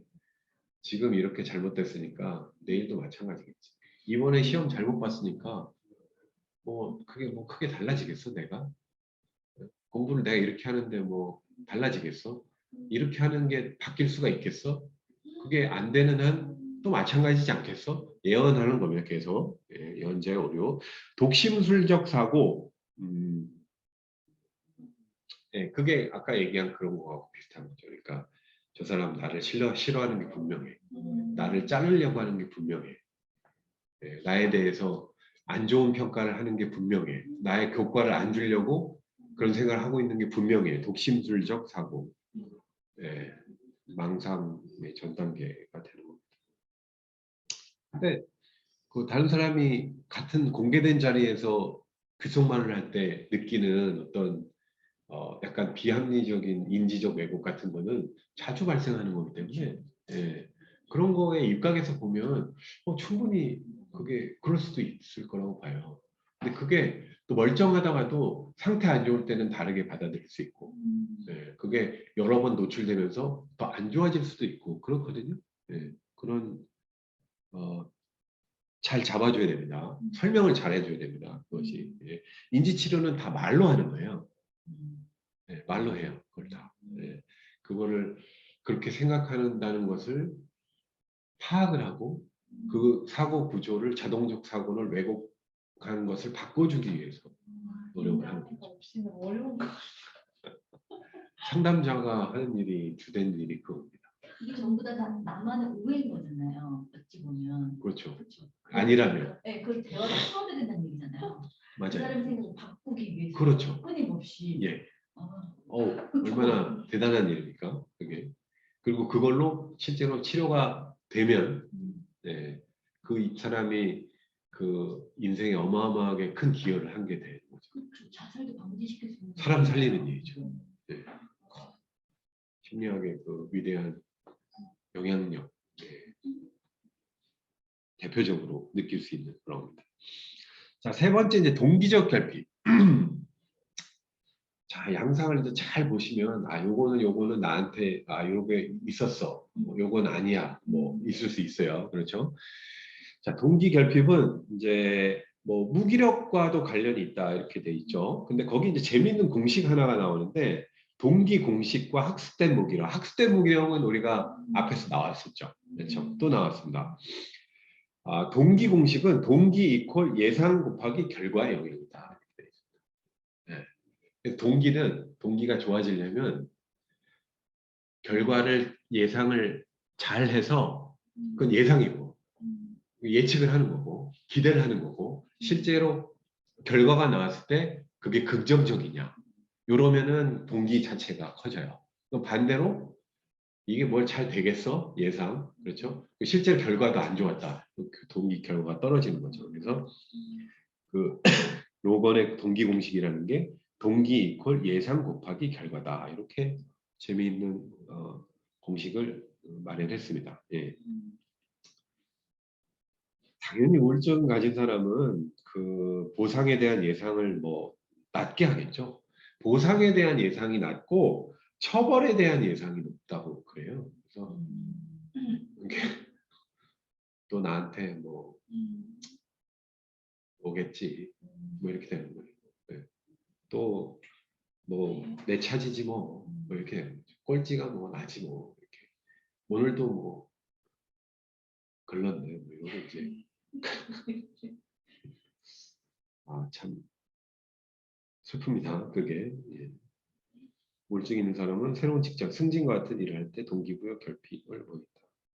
다른 쪽으로 많이 해소를 하게 되는데 그 해소가 이제 약간 적응적이지 않은 방식으로 나갈 때 그리고 그걸 이용하는 사람들이 주위에 있을 때 이럴 때 상당히 고질적인 문제로 변질이 되는 그런 경향이 좀 있습니다. 왜냐하면 사실 뭐 톡 까놓고 얘기하면 긍정적이고 자신감 있고 이런 사람보다 안 그런 사람이 더 많잖아요.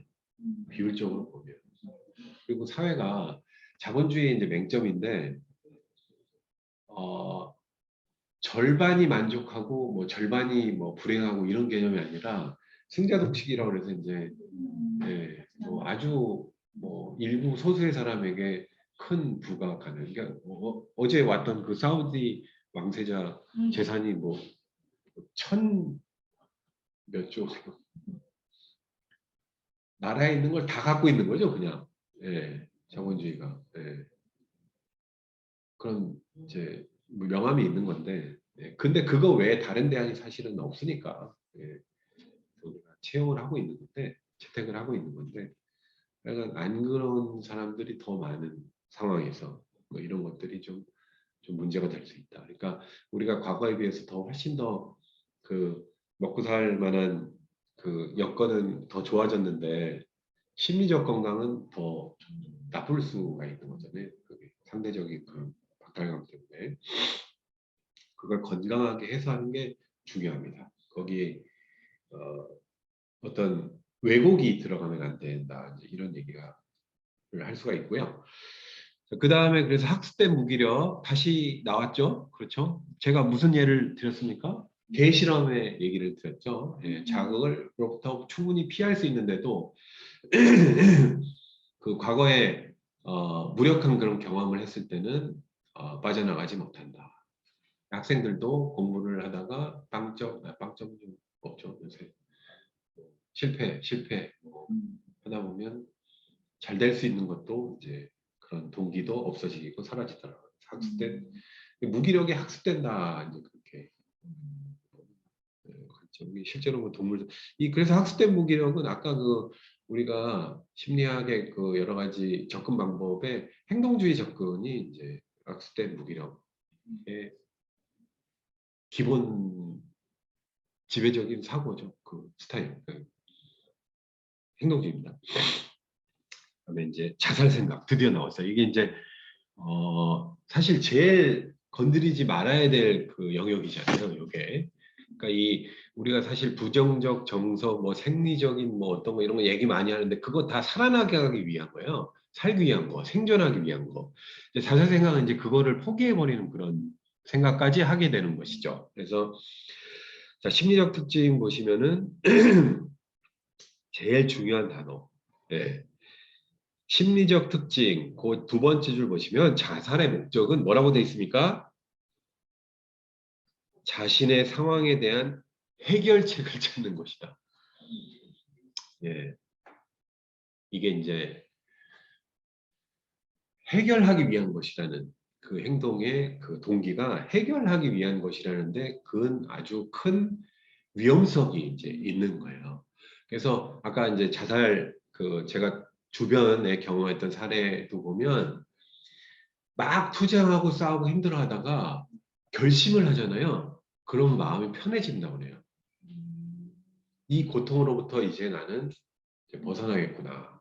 그래서 그 주변 사람들 얘기를 이제 그 뒤로 이제 계속 탐문을 하고 다녔는데 여기저기 전화를 한다고 그래요. 전화하면 들리잖아요. 회사니까. 어떻게 저런 얘기를 할 수 있지? 그러니까 모든 걸 다 정리한 것 같아요. 그런 거예요. 그동안 고마웠고 엄마한테 잘해드리고 뭐 이런 거예요. 그런 얘기로 할 수가 없잖아요. 딱 봐도 안다는 거예요. 아, 이 사람은 정리를 했구나. 쟤 저러다 무슨 일 내는 거 아니야? 했는데 이제 그로부터 멀지 않은 시기에 이제 자살을 하게 된 거죠. 그래서 그런 해결책을 찾는 것이다. 그게 그렇게 볼 수 있습니다. 그래서 댓글 중에 뭐 인터넷 댓글 중에 그런 게 있잖아요. 그런 용기면 뭐 아무것도 모르고 하는 얘기입니다. 그거는 그때 당시에 깨진 인지 구조에서는 그런 얘기 하는 것 자체는 너무 꼰대스러운 얘기예요. 그런 용기로 야 뭘 못하겠냐 말이 안 되는 겁니다. 그거는 이미 그 상황에서 모든 걸 다 포기하고 막 너무 괴롭고 잠을 하루만 못 자도 사람이 거의 미칠 지경이 되는 거거든요. 그거를 야 정신력으로 이겨내. 뭘 이겨냅니까? 우울증은 저절로 고쳐지는 병이 아니에요. 네, 그것도 고쳐줘야 되는 겁니다. 이게 그래서 그렇게 얘기하는 것은 정말 심리학적 이해가 일말에도 없는 그런 얘기다. 그렇게 얘기하면 그 사람은 오히려 자살로 내모는 행위다라고 저는 생각을 합니다.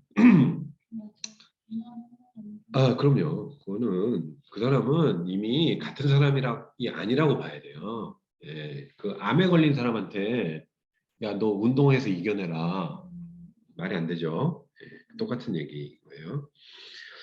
자, 그래서 주된 심리적 요소가 좌절감, 죄책감, 동기결핍, 우울증 뭐 등등 이런 것들이 있습니다.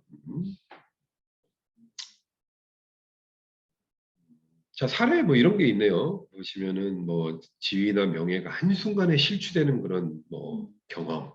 예. 다른 사람에게 내가 부담이 될 것 같아서 고립감을 느낄 때 자살을 하기도 한다. 그러니까 사건의 스타일이 좀 여러 가지가 있죠. 요게. 아까 말씀드린 그 세월호의 그 교감 선생님 같은 경우는 죄책감이 되겠죠.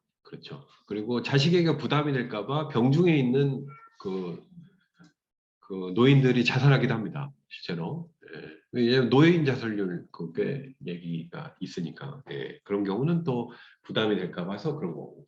그 자기 처벌 사고에 의한 뭐 그런 것은 뭐 아주 흔한 경우가 되겠습니다.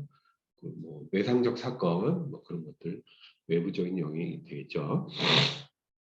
자, 다음 페이지 330페이지 보시면 생물학적인 특징에서 세로토닌이 낮다 이렇게 나와 있죠. 그래서 실제로 그 해보면은 이제 낮은 상태에서 자살 사고 더 많이 일어난다. 근데 자살 사고하고 그 자살 시도하고는 좀 큰 차이가 있죠. 자살 사고는 많이 할 수 있습니다. 뭐 저도 이거 뭐 앞으로 뭐 무슨 재미가 있겠나 뭐 이런 생각을 해본 적이 있어요. 또 실행을 하진 않죠. 실행을 한 사람이 분명히 있고요. 얼마나 많을 것 같으세요? 1년에 얼마나 될 것 같으십니까? 제가 통계를 좀 찾아봤거든요. 대략. 아니, 그러니까 몇 명으로. 몇 명으로. 몇 명만 되는 거 아니에요? 그렇죠.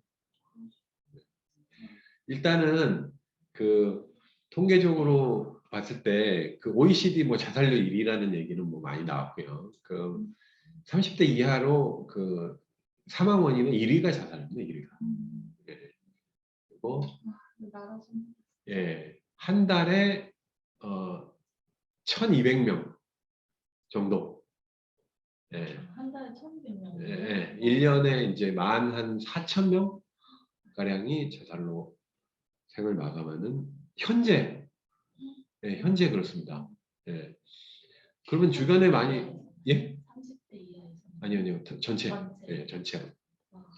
그러니까 이제 그 주변에 없었다고 하면 그건 운이 좋으신 것 같아요. 이렇게 많은 사람들이 자살을 마감하는데 그래서 저도 이제 있어봤고 뭐 친하다는 사람도 있어봤고 심지어 저한테 이제 상담을 하러 왔다가 그렇게 됐으니까 더 기억이 남죠. 저는 사실 근데 전 직장 동료 이제 회사를 바꾸고 나서는 그렇게 이제 연락할이 없는데 굳이 이제 찾아와서 얘기를 했다는 게 저는 좀 약간 이례적이긴 했는데 그래서 장례식장에도 갔었어요. 그래서 그 상당히 제 일상생활에서는 되게 그 중요한 기억나는 그런 사건이 됐는데 친한 친구 중에 예를 들면 심장마비나 뭐 이런 걸로 뭐 죽은 친구도 있거든요. 근데 그거는 이제 뭐 불가항력이니까 그건 그렇다 쳐도 자살은 좀 그렇습니다. 그래서 한 달에 한 1,200명 그러니까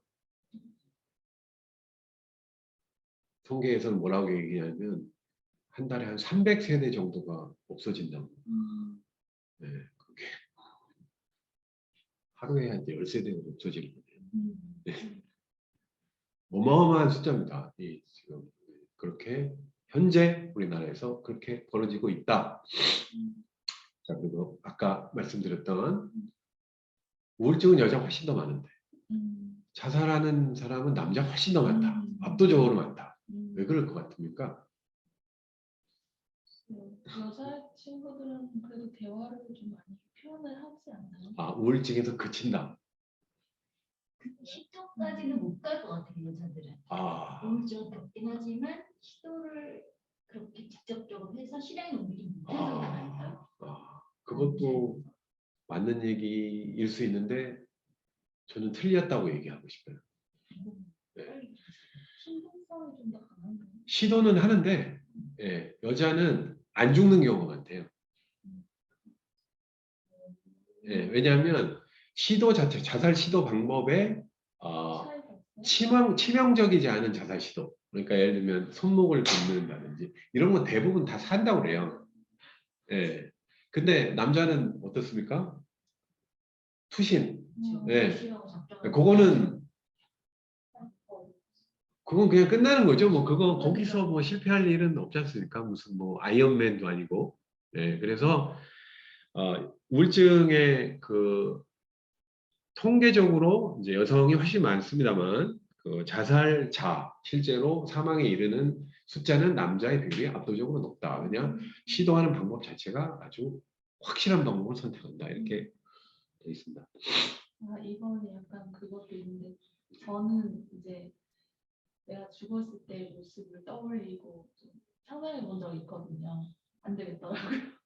그래서 약간 그런 것도 여자들은 좀 생각하지 않을까요? 워낙 자기를 잘 꾸미는 그 정도면은 이제 그 정도면 이제 그렇게까지는 안 하시는 거죠.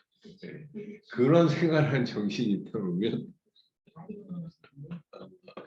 그래도 그 약간 마지막 그 상상력이 결국은 자살로 이끄는 거를 저는 경험을 했거든요. 그래서 이제 죽어야겠다는 생각을 그냥 머리에서 그냥 이게 내가 한다는 생각 없이 그냥 해요. 들린다고 해야 되나? 그냥 그게 그냥 여기 돌아가요. 그냥 그 회로가. 그래서 저는 아 자살은 회로가 돌아가면 이게 끝이구나. 여기서 이제 내가 이 회로를 알아차리면 대처할 수 있는 거고 못 알아차리면 딸려가는 거구나. 이렇게 경험을 했거든요. 거기서 정신이 드느냐? 처음 무서웠어요. 이거 뭐 어디서 들리는 소리지? 약간 이렇게. 그랬는데 그때 이제 뭐 죽어야겠다. 그럼 어떻게 죽지? 뭐 이렇게 가자는 그 생각이 이렇게 가는데 마지막 장면이 아니 내가 떨어졌을 때 내 뒷수습이 너무 사람들한테 저기 하지 않을까? 내가 그렇게 가게 돼요. 그래서 그런 생각을 거기서 멈췄었던. 근데 이제 약간 여자라면 죽을 때 어떻게 죽겠다까지도 생각을 하는 경우가 더 많을 것 같아요. 남자 차이가 그게 있지 않을까 싶어요. 조금 모르겠어요. 근데 저는 뭐 그냥 확실히 그렇게 지금 생각을 해보니까 그 생각이 드네요. 어설프게 했다가 병신되면 더 안 좋겠다. 저는 그 생각했어요. 완전히 확실한 걸로 선택해야 그건 되겠다. 좋은데. 이게 그러니까 자기가 살는 상황이 이 너무 힘들어서 이 죽는 것밖에 방법이 없겠다. 이걸 끝내야지 하는 건데 이제 안 끝난다고 생각을 하면 너무 힘든. 더 힘들어졌어. 이러면은 큰일 나겠네. 뭐 이런저런 생각들. 여자분들은 그래서 약 많이 먹지 않을까 싶어요. 그런 식인가 봐요. 그 성공을 겪거나 아니면 약을 먹거나 실패하는 경우가 상당히 많다. 그래서 확실한 투신 같은 방법을 선택하는 투신이나 목을 베는 방법을 선택하는 남자에 비해서 성공률이 많이 떨어진다. 공식적으로 그렇게 이제 통계가 나와 있습니다. 자살 방식에 대한 이야기예요. 맞습니다. 자, 그래서 지금 이제 정말 자살자가 많다는 거는 그 참 불행한 일이고요. 그걸 어떻게든 이제 줄여봐야 되고 뭐 최소한 지금 이 강의 들으신 선생님들은 그런 일이 있어서는 안 되는 거죠. 그 10만 명당 자살 숫자가 2021년 통계 우리나라가 26명으로 돼 있어요. 10,000명에 2.6명, 3명이 안 되는 것 정도. 10,000명에. 뭐 작다고 볼 수 있지만 충분히 어떻게 하다 보면 내가 거기 또 들어갈 수 있는 그거는 글쎄요 저는 모르겠습니다. 그 노무현 대통령이나 노회찬 의원 뭐 이건희 회장의 딸 그런 위험성에 노출돼 있는 사람인가가 모르겠어요. 그렇지 않을 것 같다고 보면 우리 생활 사건에서도 왜냐면 외부적 사건이 좀 중요하니까 그런 게 그리고 뭐 그 수사받다가 돌아가신 분들 뭐 많잖아요. 얼마나 많습니까? 되게 심심치 않게 막 진짜 선택한 얘기인데 사람의 일은 어떻게 될지 모르는 겁니다. 이게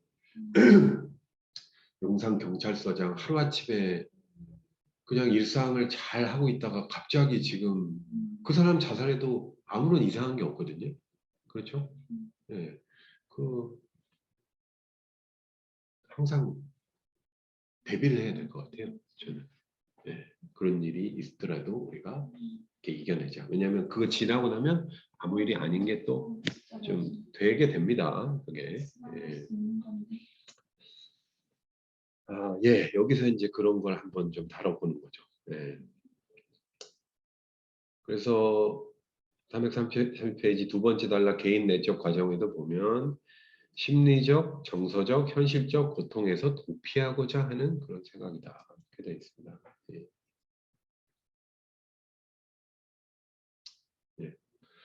자, 5번째 생리적 증후군, 우울증으로 인한 신체적 곤란인데 뭐가 있습니까? 식욕과 체중의 변화, 성욕 감소, 만성 피로, 수면 장애, 기분 변동 이렇게 돼 있는데 뭐 식욕과 체중의 변화는 보통은 좀 경험해 보셨나요? 입맛이 없어서 많이 못 먹고 체중이 좀 줄어듭니다. 제가 이제 몇 년 전에 좀 심한 그런 그 사건을 겪은 이건 외부적 사건인데 지금 체중에 비해서 한 8kg 정도. 네, 살이 그냥 그래서 딱 봤는데 사람들이 정말 살이 빠졌다는 얘기를 계속 들으면서 예. 요즘에는 제가 이제 체중 조절을 하느라고 운동을 하면서 살 되는데 그때랑은 또 완전히 좀 달라요. 예, 그래서 그렇게 좀 됩니다. 예. 그게 이제 뭐 호르몬 얘기도 있고 그렇죠. 예. 뭐 세로토닌 아까 신경 전달 물질 얘기도 있고 그러면은 낮으면 식욕 저하, 그것이 체중 감소, 겉으로 보이게 이제 그렇게 달라지는 것이고 그리고 뭐 여자의 경우인지 모르겠습니다만 332페이지 위에 보시면 오히려 식욕이 뭐 과도 항진해서 막 많이 먹고 그런 경우도 있을 수가 있다고 얘기를 합니다. 뭐 저는 뭐 겪어봤는데 혹시 주변에서 여성분들 그런 경우가 있을 수 있다. 어쨌든 그래서 식욕과 체중의 변화라고 얘기한 게 이제 그런 부분이 될 것 같고요. 자, 성욕 감소, 욕구가 이제 떨어지는 거니까 뭐 식욕뿐만 아니라 성욕도 떨어지겠죠. 성적 무관심이 강하게 나타나고 성기능이 감소하고, 그래서 우울증을 가진 사람들, 약물을 복용하지 않는 우울증을 가진 사람들의 70%가 성욕 감소의 심각도가 다른 우울증 증상들보다 더욱 강하게 나타났다. 이렇게 되어 있습니다. 약을 먹는 게 좋겠다. 그렇게 볼 수가 있고요. 만성 피로도 이게 우울의 그 증상일 수 있다. 그렇게 되어 있습니다. 그래서 이거 왜 이렇게 피곤하지? 뭐 이게 뭐 잠자리가 좀 그런가? 혹은 공기가 좀 안 좋은가? 이게 아니라 좀 만성 우울의 가능성이 있을 수 있다. 이런 것도 한번 눈여겨 보시면은 좋으실 것 같아요. 그리고 특징이 만성 피로 제일 마지막에 보시면 일반적 우울증은 내적 기인이 많은데 만성 피로는 외적으로 기인한다고 얘기를 합니다. 아, 일이 힘든가 내가 요새 뭐 이렇게 근데 우울증이다라고 그런 경우가 있다 이렇게 돼 있고 수면 장애가 저는 신체적인 그 곤란 중에는 제일 좀 센 것 같아요. 예, 요게 이제 악순환이 되면서 이게 우울증을 완전히 증폭시키는 그런 역할을 하게 됩니다. 그래서 그 양상이 보시면은 불면증과 과다수면 이런 게 있다고 얘기를 하고 있고 수면의 질, 그 다음 페이지 그래프에 이제 그런 얘기가 나옵니다. 수면의 질이 좀 떨어진다 그런 것이고 수면 장애의 두 가지가 이제 양상이 그렇게 나와 있더라고요. 처음에 잠이 못 드는 경우가 있고 너무 일찍 해서 이제 그 다음에 못 자는 경우. 근데 제가 이제 우울증을 겪었을 때 수면 장애가 세게 온 적이 있었는데 아예 잠을 못 자니까 아예 그 조금도. 그리고 그 제가 경험했던 증상은 너무 피곤하니까 이제 누워있다 보면 살짝 잠에 들 그런 기색이 보일 때도 있잖아요. 소스라치게 놀래요, 막, 그때. 그런 경험을 제가 해봤어요. 그때 느끼는 정말 이 심리적 스트레스는 어마어마합니다. 그래서 이제 그런 것들을 이제 그 약물로 이제 해결하는 그런 경우가 되고 수면 장애가 그게 이제 자살 사고를 촉발시키는 게 그 신체적으로는 이제 수면 장애가 더 큰 것 같아요. 먹는 거야.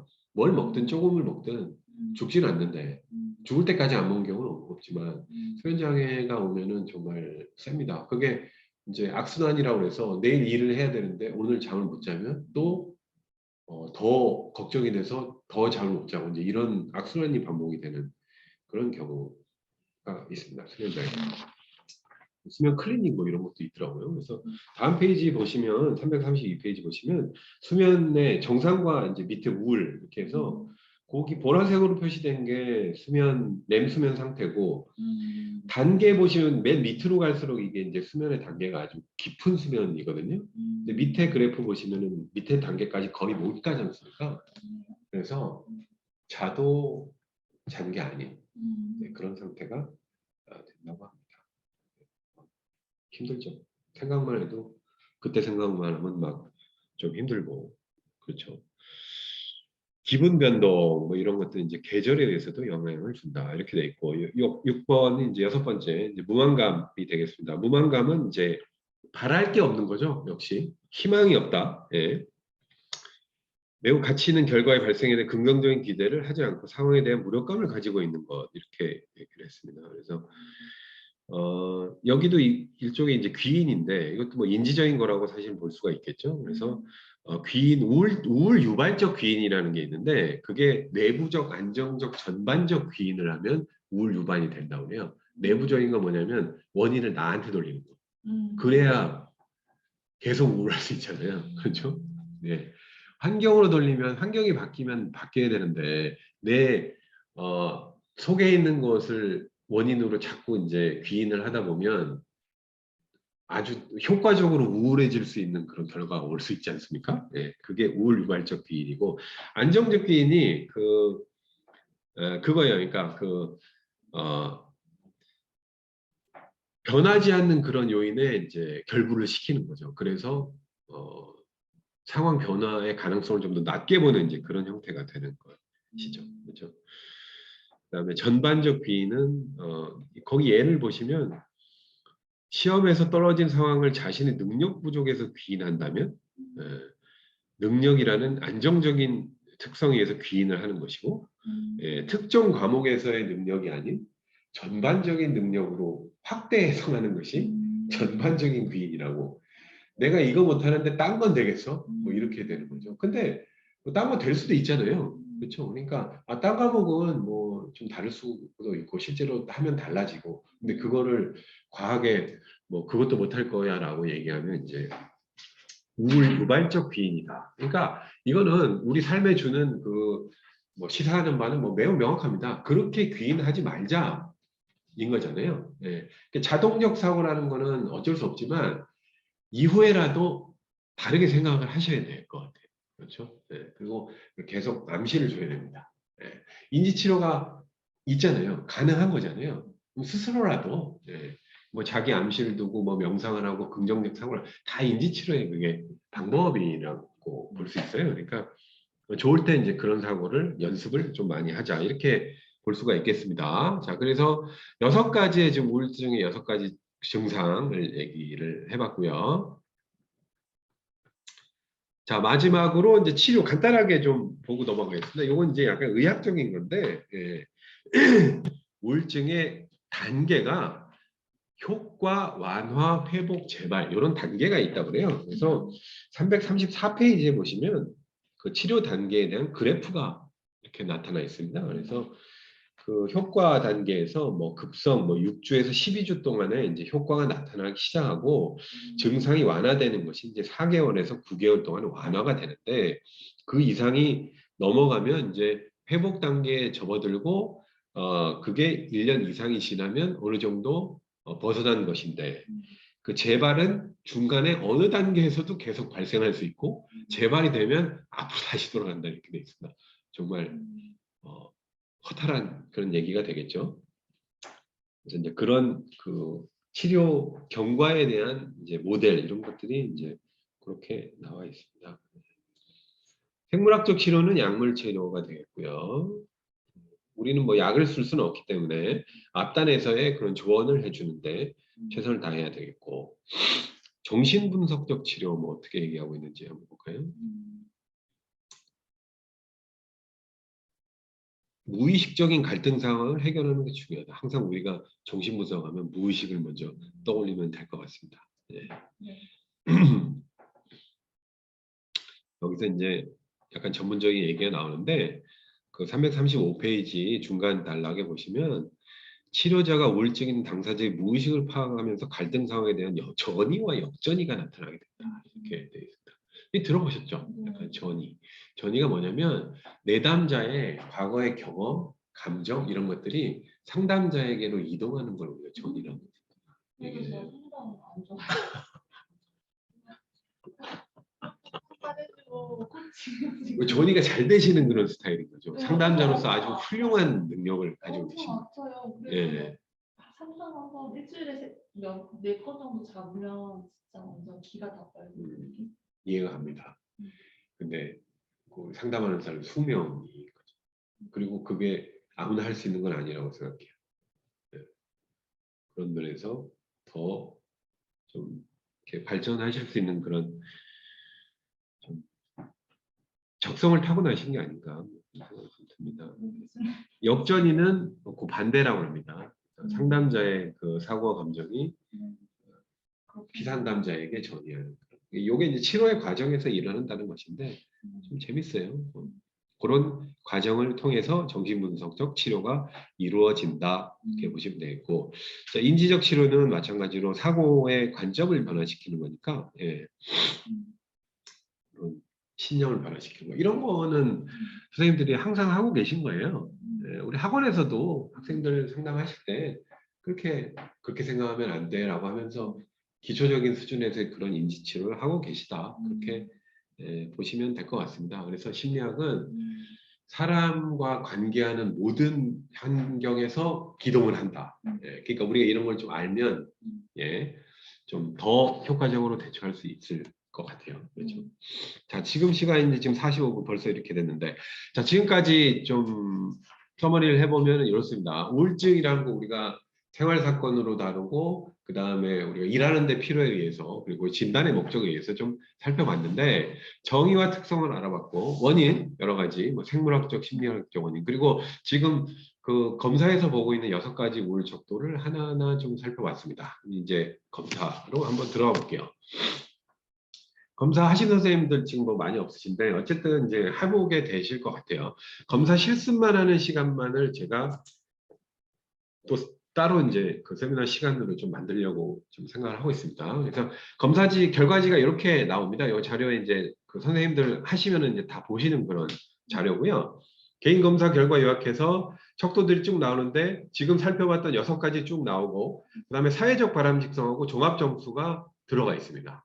네, 그래서 점수가 나와 있는 위아래 이제 이 강도를 좀 보시고 사회적 바람직성과 종합해서 한번 보시라 이렇게 보고 첫 장 그 2번째 장인데 그 순위가 높은 것에 수치가 나와 있죠. 네, 그게 이제 추려서 이제 보여준 거고 그 뒤에는 사회적 바람직성 척도 수준별 설명 수준에 해당하는 걸로 설명하실 때 그 다른 레벨도 뭐 같이 설명하실 수가 있고 그 다음에 3가지 척도 높게 나온 거를 간략하게 그 결과에 적어놨습니다.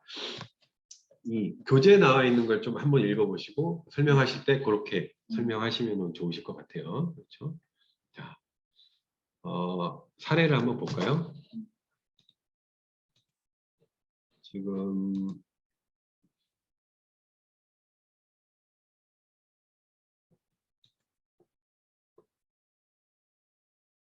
자, 몇 분 안 하셨는데 예, 뭐 한번 그냥 부담 없이 한번 보겠습니다. 예.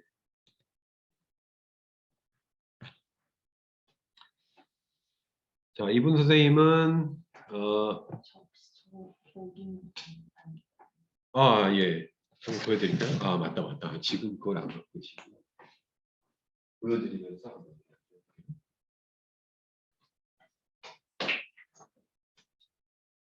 좋은 걸 보고 역시 검사의 해석은 사례입니다. 사례 수가 많아야 해석을 잘 되는 거예요. 사회적 바람직성이 60% 이렇게 나왔어요. 이제 그게 뭐 아시죠? 예, 뭐 약간 제가 볼 때도 그러신 것 같은데. 예. 이 우울 기분 세팅까지. 아니에요. 그 정도까지는 아니고. 이게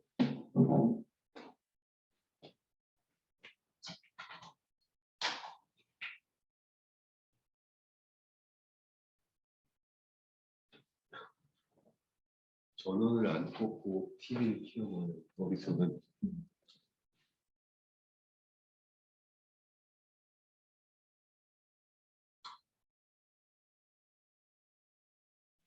네.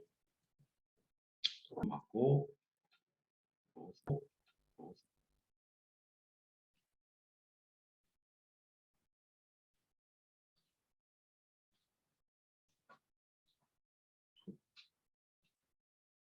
연결이 됐는데.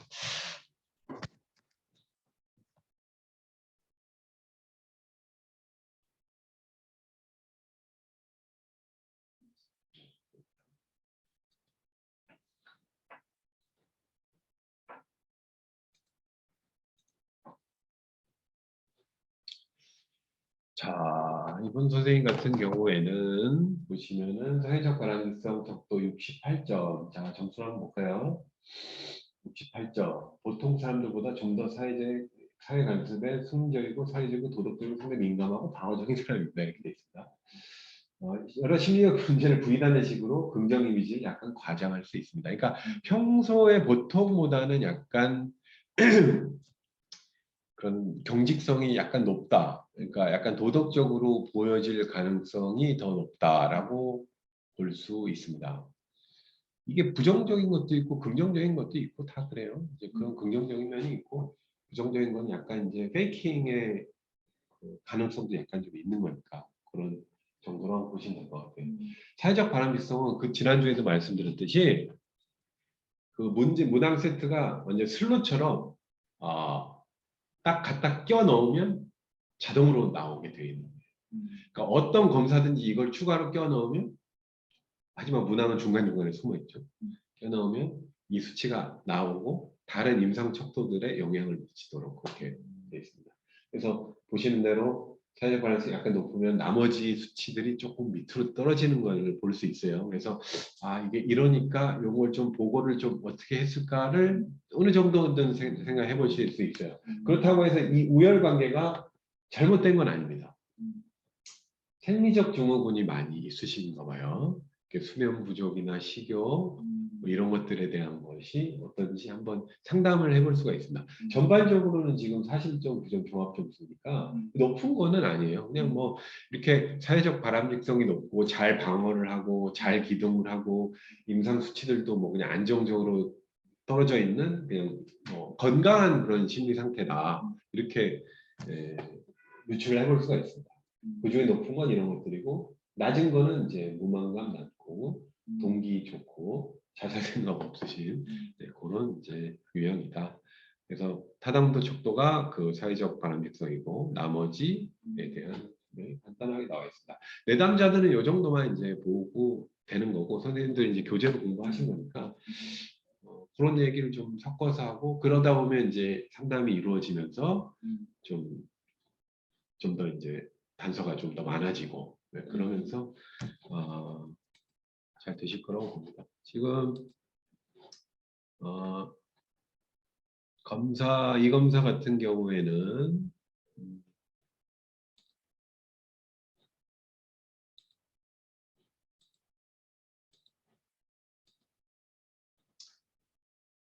초등학생 이하 83문항,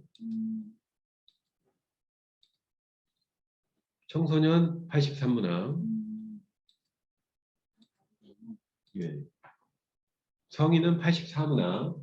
그래서 문항 자체도 많이 다르고 영문항 이런 것들도 다 기술적으로 체크를 잘 해서 영문항을 중간에 섞어서 비슷하게 나온지를 보고 하는 그런 형식으로 돼 있습니다. 그래서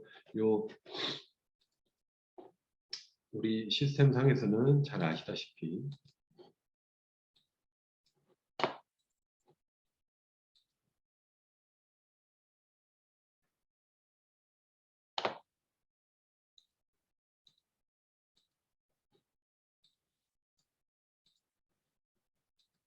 지금 정신병리 대인관계 세부검사의 행복지수검사 여기에 위치하고 계시다. 관리적 예정을 사용하시는 선생님들은 이걸로 이제 해보시면 될 것 같아요. 자, 자, 그러면은 여기까지 해서 검사 결과 해석하는 거를 간단히 좀 알아봤습니다. 그 검사 결과나 어떤 검사별로 이제 검사 지금 워낙 너무 많으니까 실시 방법, 특징 이런 것들을 따로 모아서 이제 2차 세미나 끝나면 이제 또 그걸 갖고 좀 세미나를 좀 했으면 좋겠습니다. 그때 좀 더 하도록 하고 오늘은 이제 우울증과 그 도대체 우울증이 뭔지 뭐 이런 것들 하고 검사를 사용하시기 위한 기반 지식을 한번 같이 논의해 봤다. 어느 정도 좀 도움이 되는 시간이 되셨는지 모르겠습니다. 우울증 하나만 갖고 우리가 2시간 동안 인생에 있어서 얘기해 볼 기회는 그렇게 많지 않을 것 같아요. 오늘 그걸 해본 것이니까 뭐 좋은 어떤 경험이 되신 것 같고 앞으로도 이제 그런 것들을 다루시는 데 있어서 좀 기본을 이제 닦으셨다 이렇게 생각하시면 되실 것 같습니다. 질문? 저는 저 검사 제일 궁금했는데요. 예, 예. 그 문항을 체크를 할 때 이제 저는 그러니까 피검사자 입장이 아니라 그냥 제 거를 보는데 예. 살짝 저도 모르게 좋게 찝으려는 게 느껴져서 예. 정말 있는 그대로 체크를 해야겠다 해가지고 예. 좀 약간 기분상 이렇게 써도 되나 하는 것들을 이제 체크를 하긴 했는데 아, 근데 하셨어요? 네 했는데 왜 안 결과지에 이게 약간 이게 거짓이 들어갔을 수 있다라는 걸 딱 보는 순간 기분이 그렇게 유쾌하진 않더라고요. 근데 이제 그게 검사지에 있으니까 이제 그거에 대해서는 있는 그대로 썼는데도 이게 지금 이게 올라간 거면 내가 이 검사를 믿을 수가 있나? 약간 이런 느낌이 들었거든요. 약간 거부감? 이 검사 결과에 대한 거부감이라고 해야 되나? 근데 그런 사고를 하는 것까지가 다 사회적 바람직성 안에 좀 포함이 돼 있다고 봐야 되겠죠. 네. 그래서 그런 생각을 이게 약간 뭐가 그런 경향이 여기에 이제 담겨진 검사다라고 딱 보는 순간 제가 제 스스로 그거를 이런 게 있는 줄 알았으면 조금 더 올려서 할까 뭐 약간 그런 느낌이 있잖아요. 그러니까 있는 그대로 해도 뭐 이렇게 좀 낮아지나? 이거 보면 어떻게 해석을 했을 때 상담을 해야 되나? 이 생각을 했거든요. 그 부분에 있어서.